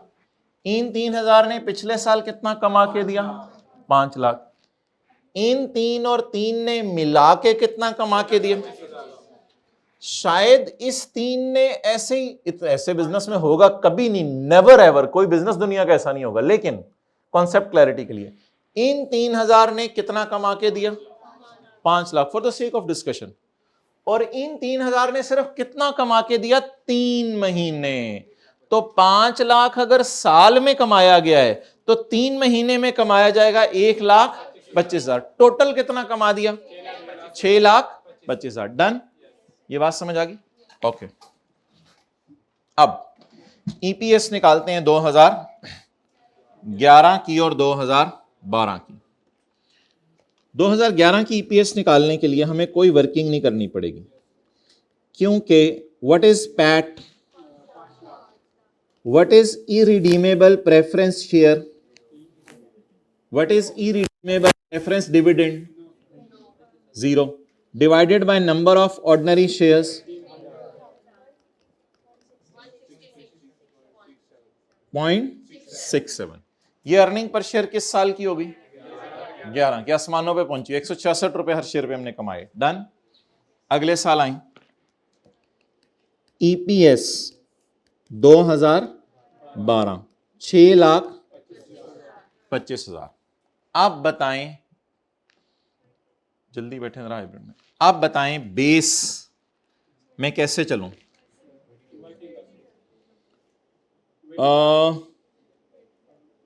3,000 इस तरह जरा करवाने दें मुझे। 3,000 ने 9 महीने हेल्प की, फिर 3,000 दमा 3,000 6,000, 6,000 ने 3 महीने हेल्प की। ग्रैंड टोटल बता दें।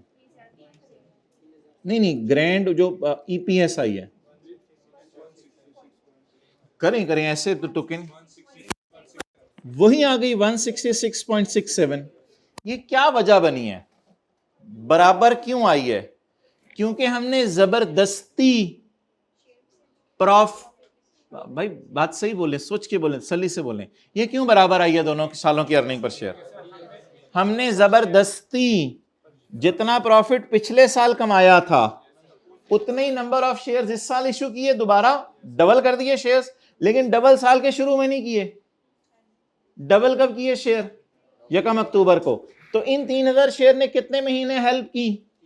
3 महीने हेल्प की। तो 5 लाख का 3/12 जबरदस्ती निकाल के हमने सवाल में डाला। इस तरह आपसे नहीं करवाएगा, जबरदस्ती करके हमने सवाल में डाला। तो दोनों सालों की ईपीएस क्या आ गई? सेम आ गई। द रीजन इज कि हमने पैट को खेला था और पैट को जबरदस्ती बराबर रखा था। यह बात क्लियर होगी? अच्छा, अब हम डिस्कशन करने लगे हैं इस कैलकुलेशन के ऊपर। ये कैलकुलेशन हमने एक वर्किंग में किया करनी है। ये कैलकुलेशन हमने वर्किंग में किया करनी है। इस वर्किंग का नाम हम रखेंगे 1। भाई वर्किंग 2 और 3 हमारी फिक्स है, वो हम यूज करेंगे डाइल्यूटेड ईपीएस में, इसलिए इस वर्किंग का नाम रखेंगे 1। इसके बाद 1.1, 1.2, 1.3। पूरी किताब में इसी पैटर्न के ऊपर सारे सवाल सॉल्व हुए हैं। ये FR1 वाले सोल्यूशन नहीं मिलेंगे आपको, डिफरेंट पैटर्न पे मिलेंगे। तो पूरी किताब में हमने 3 वर्किंग्स रखी हैं, वर्किंग 1, वर्किंग 2 और वर्किंग 3। वर्किंग 2 और 3 डाइल्यूटेड ईपीएस में यूज करेंगे। वर्किंग 1 ये होगी नंबर ऑफ शेयर्स निकालने का तरीका। ओके, डायग्राम देख के बताएं। डेट, डिस्क्रिप्शन लिख दें, डिस्क्रिप्शन लिख दें। आगे शेयर्स, आगे वेटेड एवरेज कर लें, जो भी कर लें, वो तो कोई मसले वाली बात नहीं। अच्छा, अब आप मुझे अगर वही वाला पैटर्न लेने तो वही वाला पैटर्न ले लें। कॉलम बता दें क्या लेते थे? डेट, डिस्क्रिप्शन, शेयर्स, एडजस्टमेंट और वेटेड एवरेज। उससे कोई फर्क नहीं पड़ता, फॉर्मेट जो मर्जी लिखें। अगर FR1 सर उमैर से पढ़ा हुआ है तो फिर वही वाला रख लें। डेट डिस्क्रिप्शन के बाद बोलें शेयर्स और एडजस्टमेंट फैक्टर और weighted average number of shares. Okay, diagram देख के बताएं। 1 जनवरी 12 को ओपनिंग शेयर्स कितने हैं? 3,000। 1/9/12 को न्यू शेयर, 9 नहीं बनेगा, 10 बनेगा ना, अक्टूबर है ना। 1/10/12 को नए कितने शेयर इशू कर दिए? 3,000। टोटल 6,000। ओके, 3,000 शेयर्स जो पहले वाले थे, फिंगर थंब अप्रोच लगा के बताएं इन्होंने कितने महीने हमें प्रॉफिट कमा के दिया? फिंगर थंब अप्रोच लगा के इन्होंने कितने महीने प्रॉफिट कमा के दिया? 9 मंथ्स। अब इस 3000 से नहीं खेला करना, अब उस 3 में ये 3 डाल दिया तो टोटल कितने हो गए 6। हमने असल में फैक्टर लगाया करना है कैरी डाउन टाइप फिगर पे। व्हाट इज ओपनिंग 3000, इनको इन द ओपनिंग और ये डाल के व्हाट इज कैरी डाउन 6000 पे हमने लगाया करना है। 3000 शेयर्स ने पुराने वाले ने कितने महीने अर्निंग करके दी, 6000 शेयर्स ने 3 महीने। 2250 1537 सॉर्ट ऑफ 3750 शेयर ने पूरा साल अर्निंग करके दी। ये क्या चक्कर है, 6000 शेयर ने पूरा साल अर्निंग करके दी या एवरेज 3750 ने अर्निंग करके दी? इस तरह ही हम किया करेंगे। इसको अब वर्किंग 1 से ले आए 3750।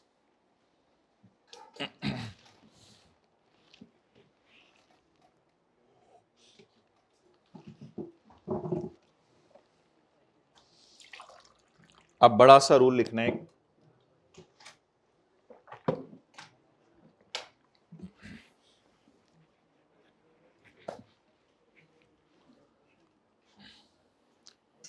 इशू प्राइस बताएं कितनी थी इशू प्राइस, उसको कहां लिया है भाई, इशू प्राइस कहां लिया है, इशू प्राइस कहां लिया है, कितने रुपए के शेयर इशू किए हैं 2500 रुपए के eight market price, eight market price. असल में ना डिनोमिनेटर में हमें क्वांटिटीज चाहिए होती हैं, इसलिए इशू प्राइस का कुछ करना नहीं, तो बड़ी सी बात लिखें और ये रूल्स जो है ना सारे अपने प्रॉपर लिखते रहिएगा, जैसे जैसे रूल आए हम लिखते रहेंगे ताकि जब बड़े वाले सवाल आए तो उनमें कोई मसला ना हो, फिगर्स कंफ्यूज ना करें आपको। तो सबसे पहला आज रूल लिखें, issue price will be ignored, issue price will be ignored while calculating EPS. Issue price will be ignored while calculating EPS if बोले आगे if नहीं,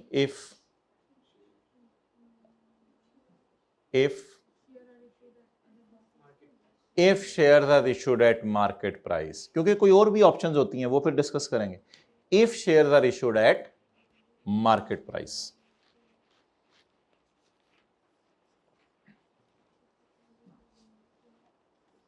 इश्यू प्राइस इग्नोर करें। ओके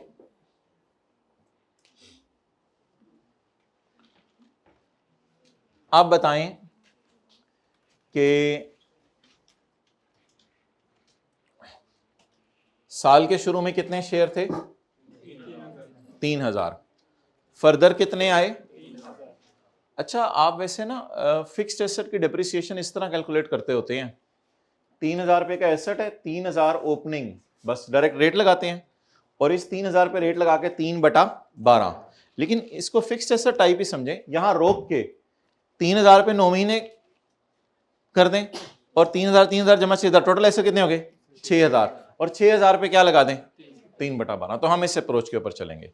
तो इन शेयर्स ने कितना फायदा कमा के दिया 9 मंथ्स, इन शेयर्स ने कितना फायदा कमा के दिया 3 मंथ्स, तो इसलिए इसको किससे मल्टीप्लाई कर दिया, देखने में नजर आ रहा है कैरी डाउन शेयर्स 6000 हैं, बैलेंस शीट में शेयर कैपिटल क्या जाएगा 6000 ज़रब 10 रुपए, 6000 ज़रब 10 रुपए, देखने में नजर आ रहे 6000 शेयर्स हैं साल के एंड पे, लेकिन हमें प्रॉफिट कितने शेयर्स ने कमा के दिया एवरेज 3750, और प्रॉफिट कमाया कितना, तो earning in my year divided by weighted average number of shares या नंबर ऑफ शेयर्स, हाँ तो बैलेंस शीट का कैरेट डाउन नहीं उठाना बल्कि आपने क्या उठाना है weighted average number of shares. Okay next concept, इस कॉन्सेप्ट का नाम आप लोगों ने क्या रखा था, issue of shares at market price. Now our next concept is issue of bonus shares, issue of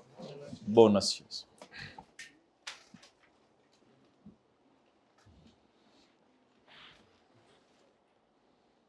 crystal clear everything? Done? अच्छा जी, एक छोटा सा सवाल कर लें 1 मिनट के अंदर। क्वेश्चन नंबर 1C, या इधर से देख लेते हैं। इशू ऑफ शेयर्स एट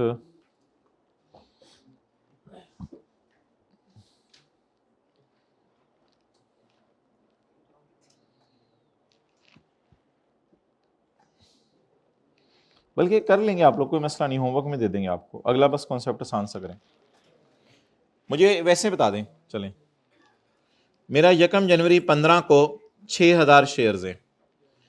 मैंने 1 मार्च को 2000 शेयर और इशू किए और 1 नवंबर को 500 शेयर और इशू किए। चलें जी, वेटेड एवरेज निकाल दें। वर्किंग 1, लेकिन कैलकुलेटर पे करें, ज़बानी। Weighted average number of shares,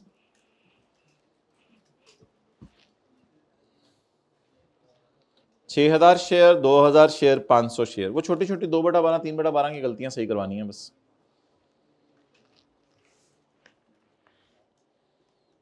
ji, weighted average number of shares जिन्होंने इस साल अर्निंग करके दी।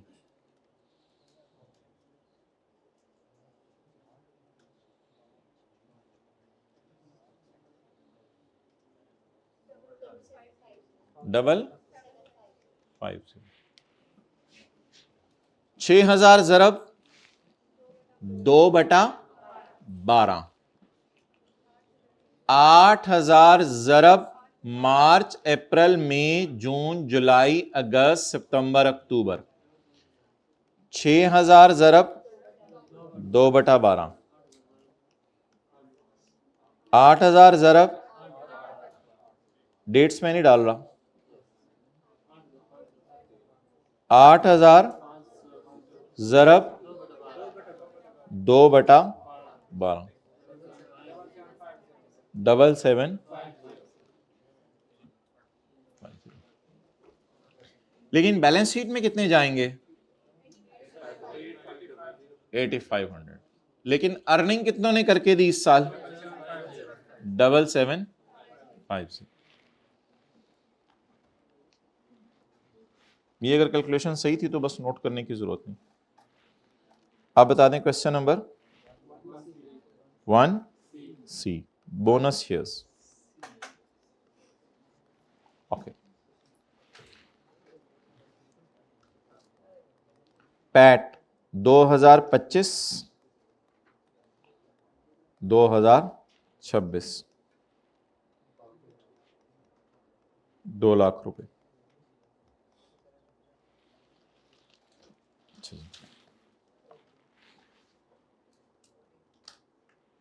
On 1 January 2026 we have 25,000 shares in issue.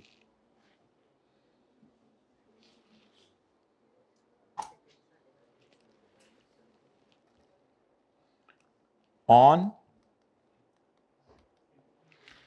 1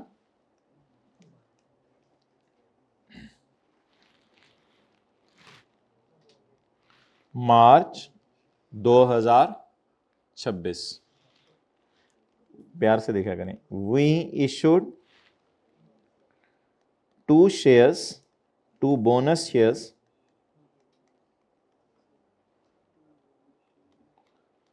for every 5 shares held.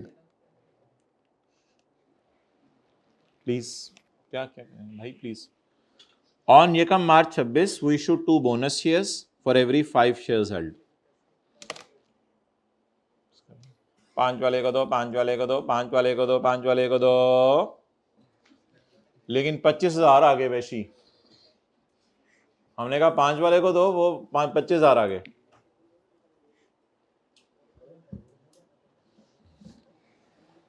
Okay,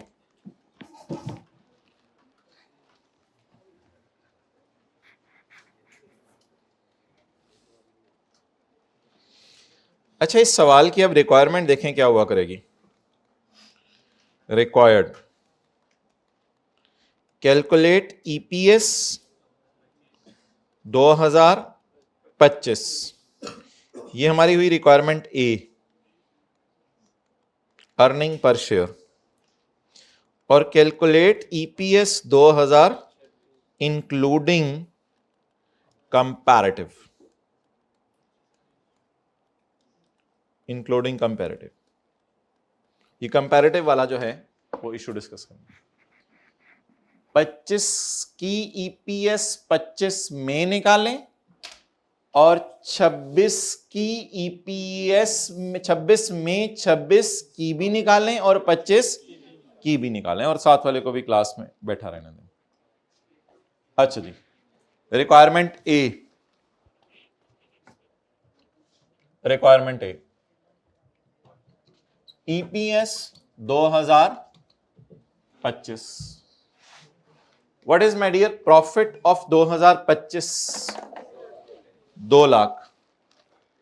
और 31/12/25 की रात शेयर्स कितने थे? 25,000। जो हमारे साल की शुभम भाई आप आगे आ जाएं या खामोश हो जाएं। अच्छा चलें चलें चलें, छोड़े छोड़े छोड़े। अर्निंग पर शेयर बताएं, अर्निंग बताएं। 2 लाख। हमारे साल के शुरू में कितने शेयर हैं? पिछले साल के एंड पे 25,000, ₹8 पर शेयर। ये थोड़ी सी मुनासिब है। पिछले सवाल में तो कंपनी ने लूट मचा दी थी, 166 रुपए एक शेयर पे कमा रही थी। पता नहीं क्या कारोबार कर रहे हैं। पाउडर का हाथ होगी जी बातें। अच्छा,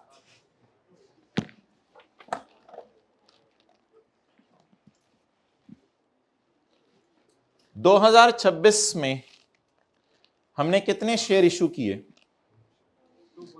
2 share for every 5 shares held.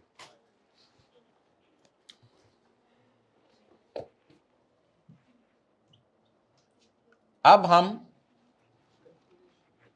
EPS निकालने लगे हैं। इधर हेडिंग दें साल की 2026। 26 में खड़े होके ईपीएस निकालेंगे 2026 की भी और 2025 की भी।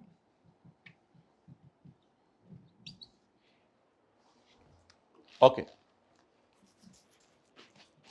What is earning attributable to ordinary shareholders? 2 lakh. तुम्हारा लहू क्यों बह गया?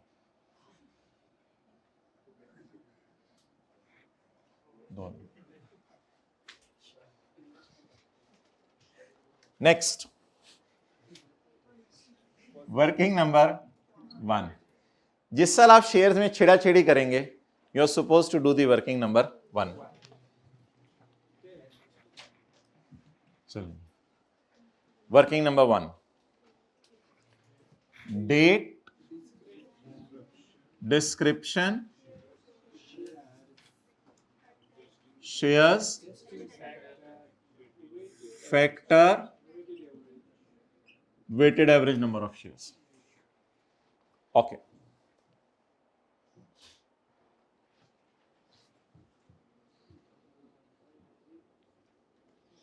किसने शेयर इशू किए हैं?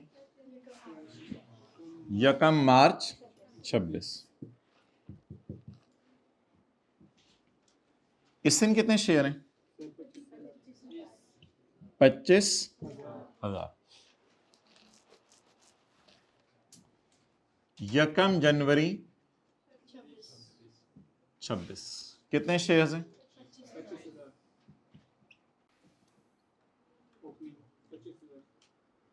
क्वांटिटीज बस आया करेंगे यहां, 25,000।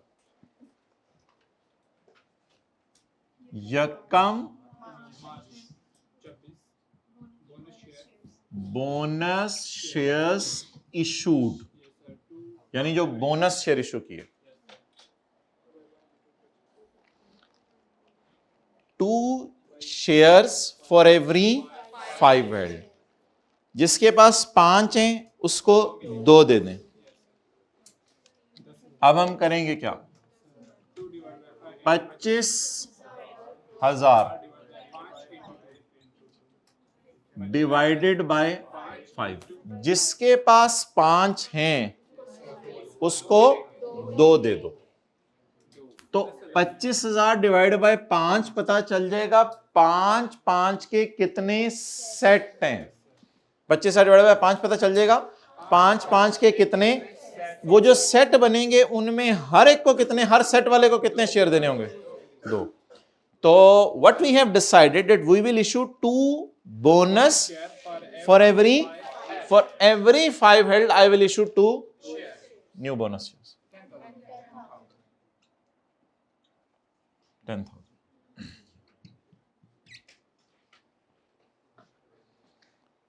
अब आगे तो कैलकुलेशन कर लेंगे, कैरी डाउन वगैरह निकाल लेंगे। अब मुझे बताएं कि 25,000 शेयर्स ने कितना अरसा कमा के दिया, 2 महीने।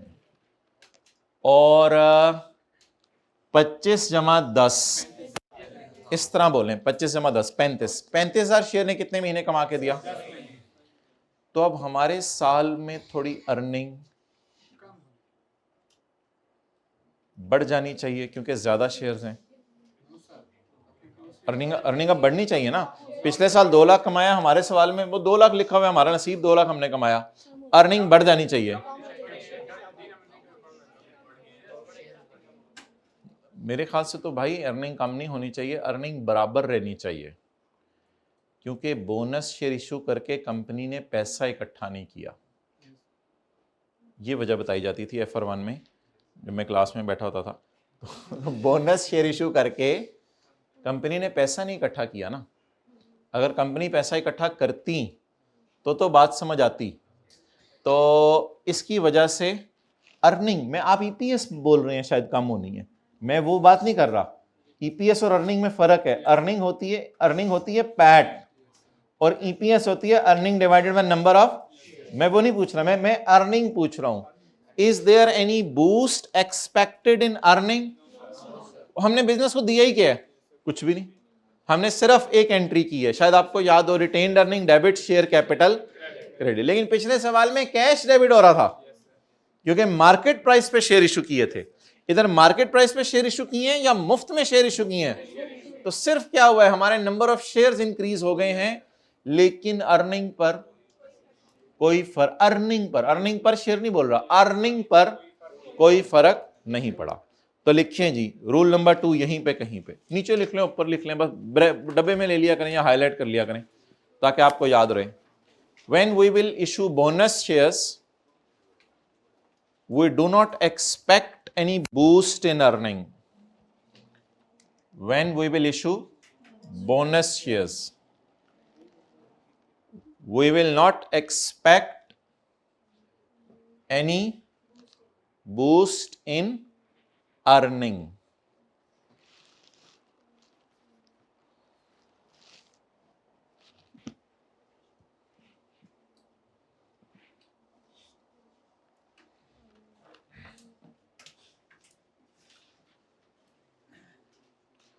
चलें फिलहाल for the sake of discussion जैसे आप चलना चाह रहे थे वैसे चलते हैं। बताएं जी 35,000। अब आप जैसे चलना चाह रहे थे वैसे चलते हैं। 25,000 शेयर्स ने, अभी आप नोट करना बंद कर देना है क्योंकि हम कुछ और तरीके से कराएंगे फिर बाद में अपना वाला सोल्यूशन।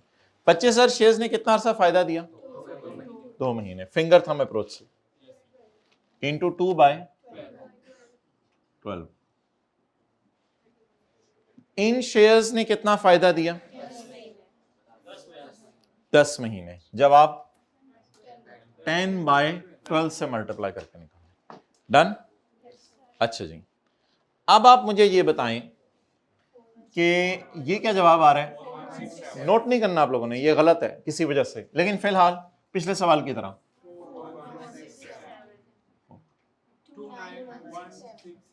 16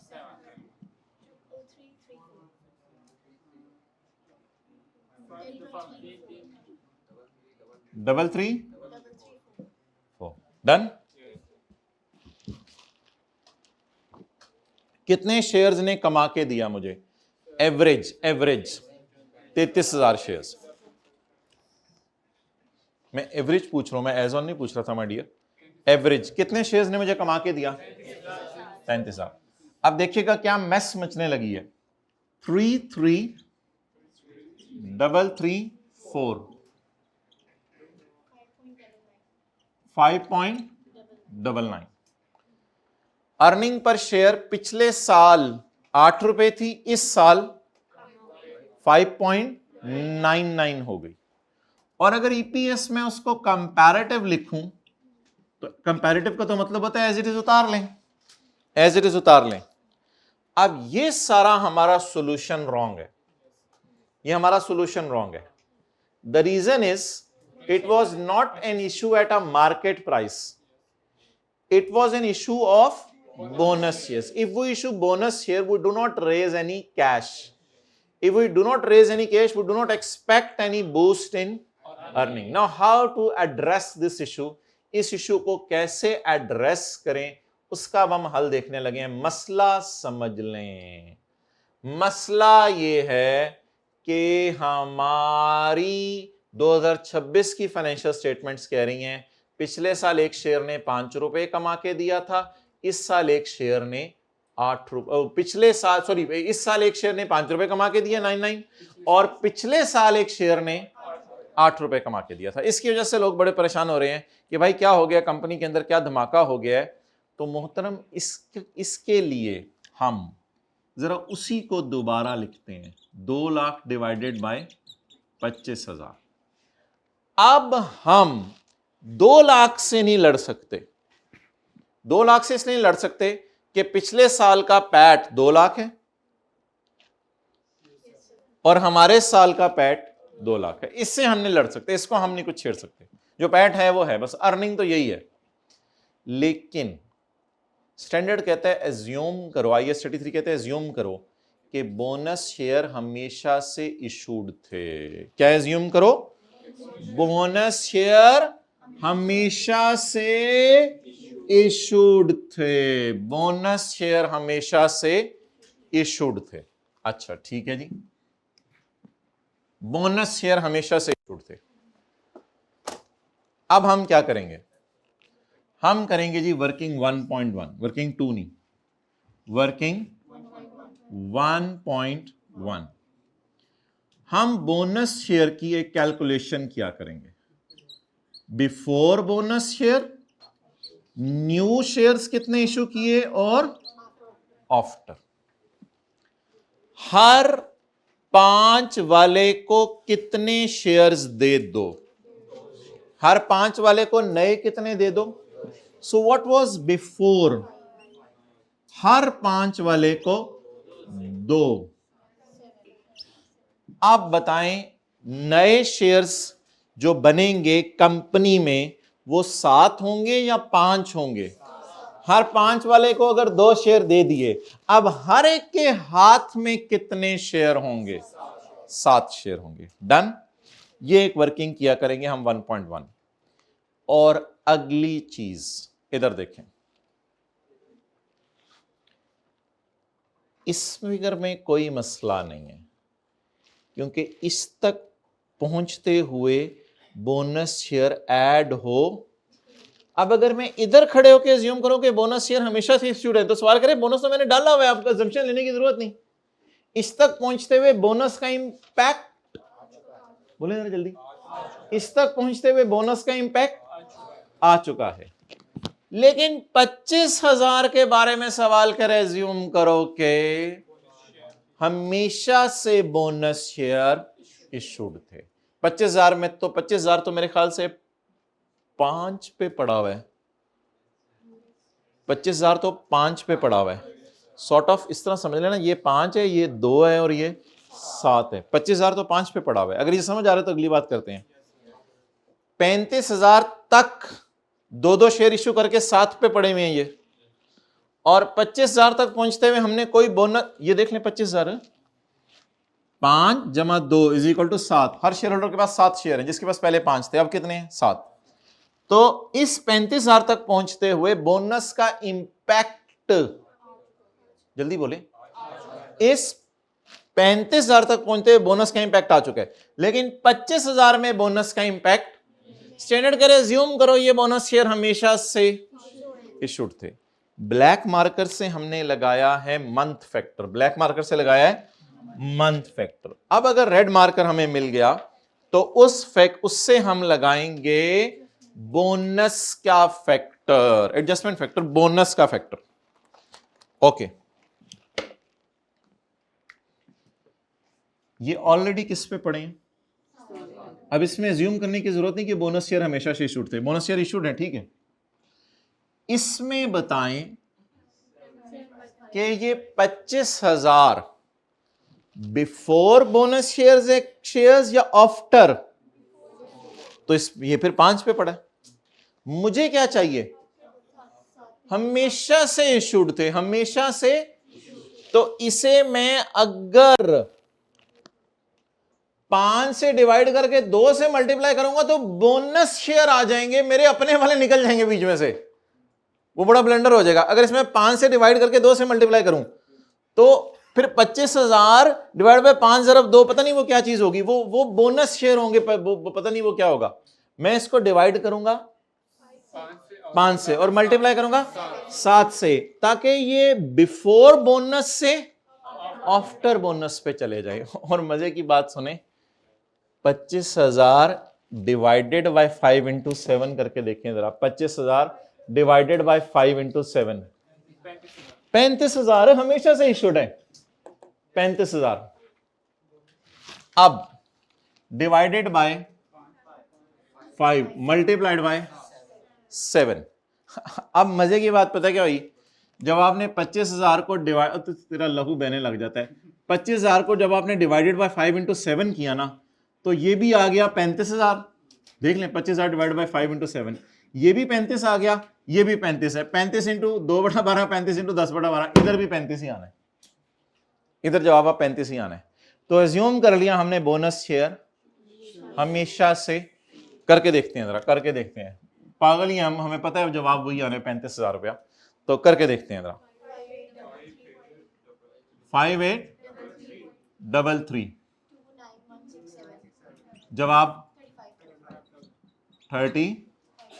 लेकिन आप लोगों ने इस फॉर्मेट में रहना है। आप लोग ये ना कहिएगा कि हमें 35 पता चल गया तो हम 35 ही यूज कर लेंगे, क्योंकि एक सवाल में एक से ज्यादा चीजें आएंगी, मार्केट प्राइस पे इशू भी आया करेगा और भी इशू आया करेगा। अब 1 मिनट देके मुझे सारी लॉजिक समझ लें, उसके बाद आगे चलते हैं। इसमें बोनस का इंपैक्ट पड़ा हुआ है, हाँ पड़ा हुआ है ना, छेड़ में लंगानू, इसमें बोनस का इंपैक्ट पड़ा हुआ है। इसमें बोनस का इंपैक्ट स्टैंडर्ड कहते हैं ज्यूम कर लो बोनस शेयर हमेशा से इशूड थे। अगर बोनस शेयर हमेशा से इशूड थे तो मैं क्या करूंगा, 25,000 5 पे पड़ा है तो मुझे दे दो 7। वो मैंने क्या 2/12 के बगैर अगर करके देखें तो 25,000 डिवाइड बाय 5 इंटू 7, तो 35,000 शेयर हमेशा से इशूड थे, वो 35 ही जवाब आ गया।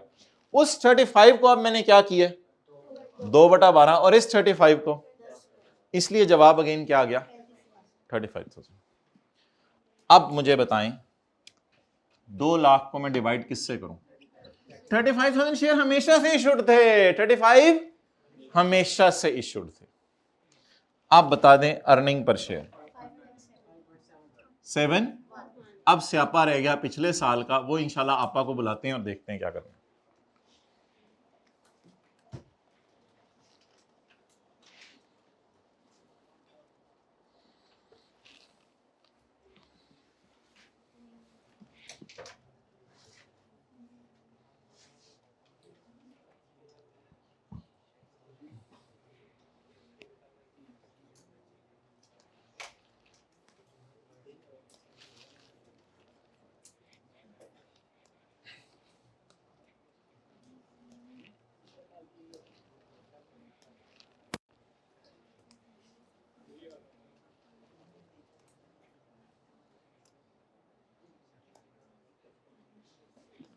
ओके जी, आखिरी कॉन्सेप्ट आज का, हम ईपीएस को ना छेड़ने लगे हैं पिछले साल की, इसलिए इसके साथ लिख दें रीस्टेटेड, रिवाइज नहीं, रीस्टेटेड।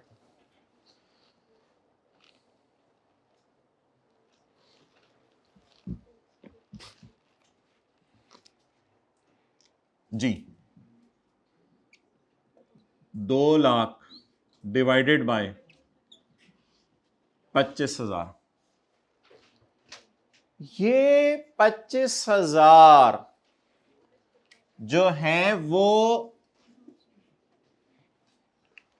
दोबारा पकड़ लिया ना, 2 लाख डिवाइडेड बाय 25,000, ये 25,000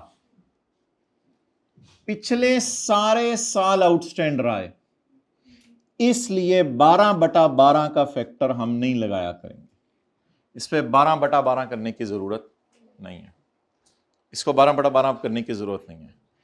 तो 12 लॉजिकली मंथ फैक्टर भी लगना है, बोनस फैक्टर भी लगना है, लेकिन इसको 12/12 क्यों नहीं करने की जरूरत, ये ओपनिंग है बस, ये पिछले साल फिर यही था, तो 12/12 नहीं लगाया करेंगे। बोनस शेयर एज्यूम करो हमेशा से इशूड हैं, हमेशा से इशूड हैं, कितने लाल बोनस शेयर एज्यूम, बच्चा बगल में ढंडोरा शेयर में, बोनस शेयर एज्यूम करो हमेशा से इशूड है, एग्जैक्ट वही वाला फैक्टर कॉपी पेस्ट कर लें या लॉजिक पे चलने, तो 25,000 बिफोर बोनस है, मुझे बोनस नहीं चाहिए, फिर ये अजीब सी फिगर निकल आनी है, मुझे न्यू शेयर्स चाहिए जो कैरेट डाउन है, वो कितने होंगे 7, वही फैक्टर 7/5 का यहां से उठा के पिक एंड ड्रॉप, इसे स्कूल वैन करती है, पिक एंड ड्रॉप, इसी को यहां लगा दिया करना दोबारा, सॉरी जादू जादू हो गया, 5.75 पर शेयर। अब शेयर होल्डर्स को कह दें होना आराम है,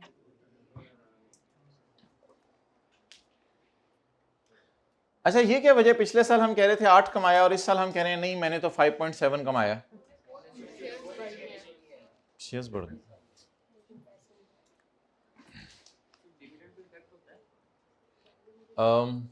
नहीं डिविडेंड तो आसान थी, वो पर शेयर कैलकुलेट, उसमें असल में weighted average number of shares का कॉन्सेप्ट नहीं है। डन जी, तो बोनस शेयर की वजह से किसमें बूस्ट नहीं आया, भाई रूल लिखवाया आपको, रूल लिखवाया है, बोनस शेयर की वजह से अर्निंग में बूस्ट। अच्छा ये 25,000 इंटू 7/5 क्या आ रहा है, वैसे वैसे देखें 25,000 इंटू 7/5 35,000, यानी अज्यूम किया कि बोनस शेयर हमेशा से इशूड हैं, हमेशा से ही इशूड हैं, और इज इक्वल टू 5.71 पर शेयर। अच्छा इसका एक शॉर्टकट भी होता है, वो जरा देखिएगा क्या है, असल में इधर 7/5 लगाने की बजाय इस 7/5 को इधर ले जाओ और 5/7 लगाओ, इसको मैथमेटिकली हम साबित किया अभी आपके सामने, इधर 7/5 लगाने की बजाय इधर 8/7 वो 5/7 लगा दो तो भी जवाब सेम आएगा, ठीक है, यानी कैलकुलेटर पे लिखें 8 इंटू 5/7 5.71, लेकिन इस बहस को भी रहने दें, अब हमारे 5 मिनट रह गए हैं, इस 5 मिनट को जरा इफेक्टिवली यूटिलाइज कर लें, बोनस शेयर की रिवीजन कर लें। अच्छा नोट कर लें, नोट कर लें,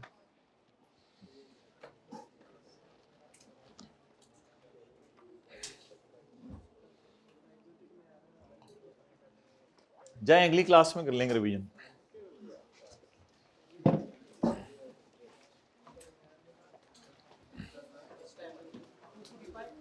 फोर्टी 45 पे, अच्छा वो रूल इसके लिए क्या लिखना है हमने, रूल नंबर 3, हम एज्यूम करेंगे कि बोनस शेयर हमेशा से ही इश्यूड हैं, तो इसकी अंग्रेजी अगली क्लास में फिर लिख लेंगे, ये लिखा रहने देना, जाएं जी।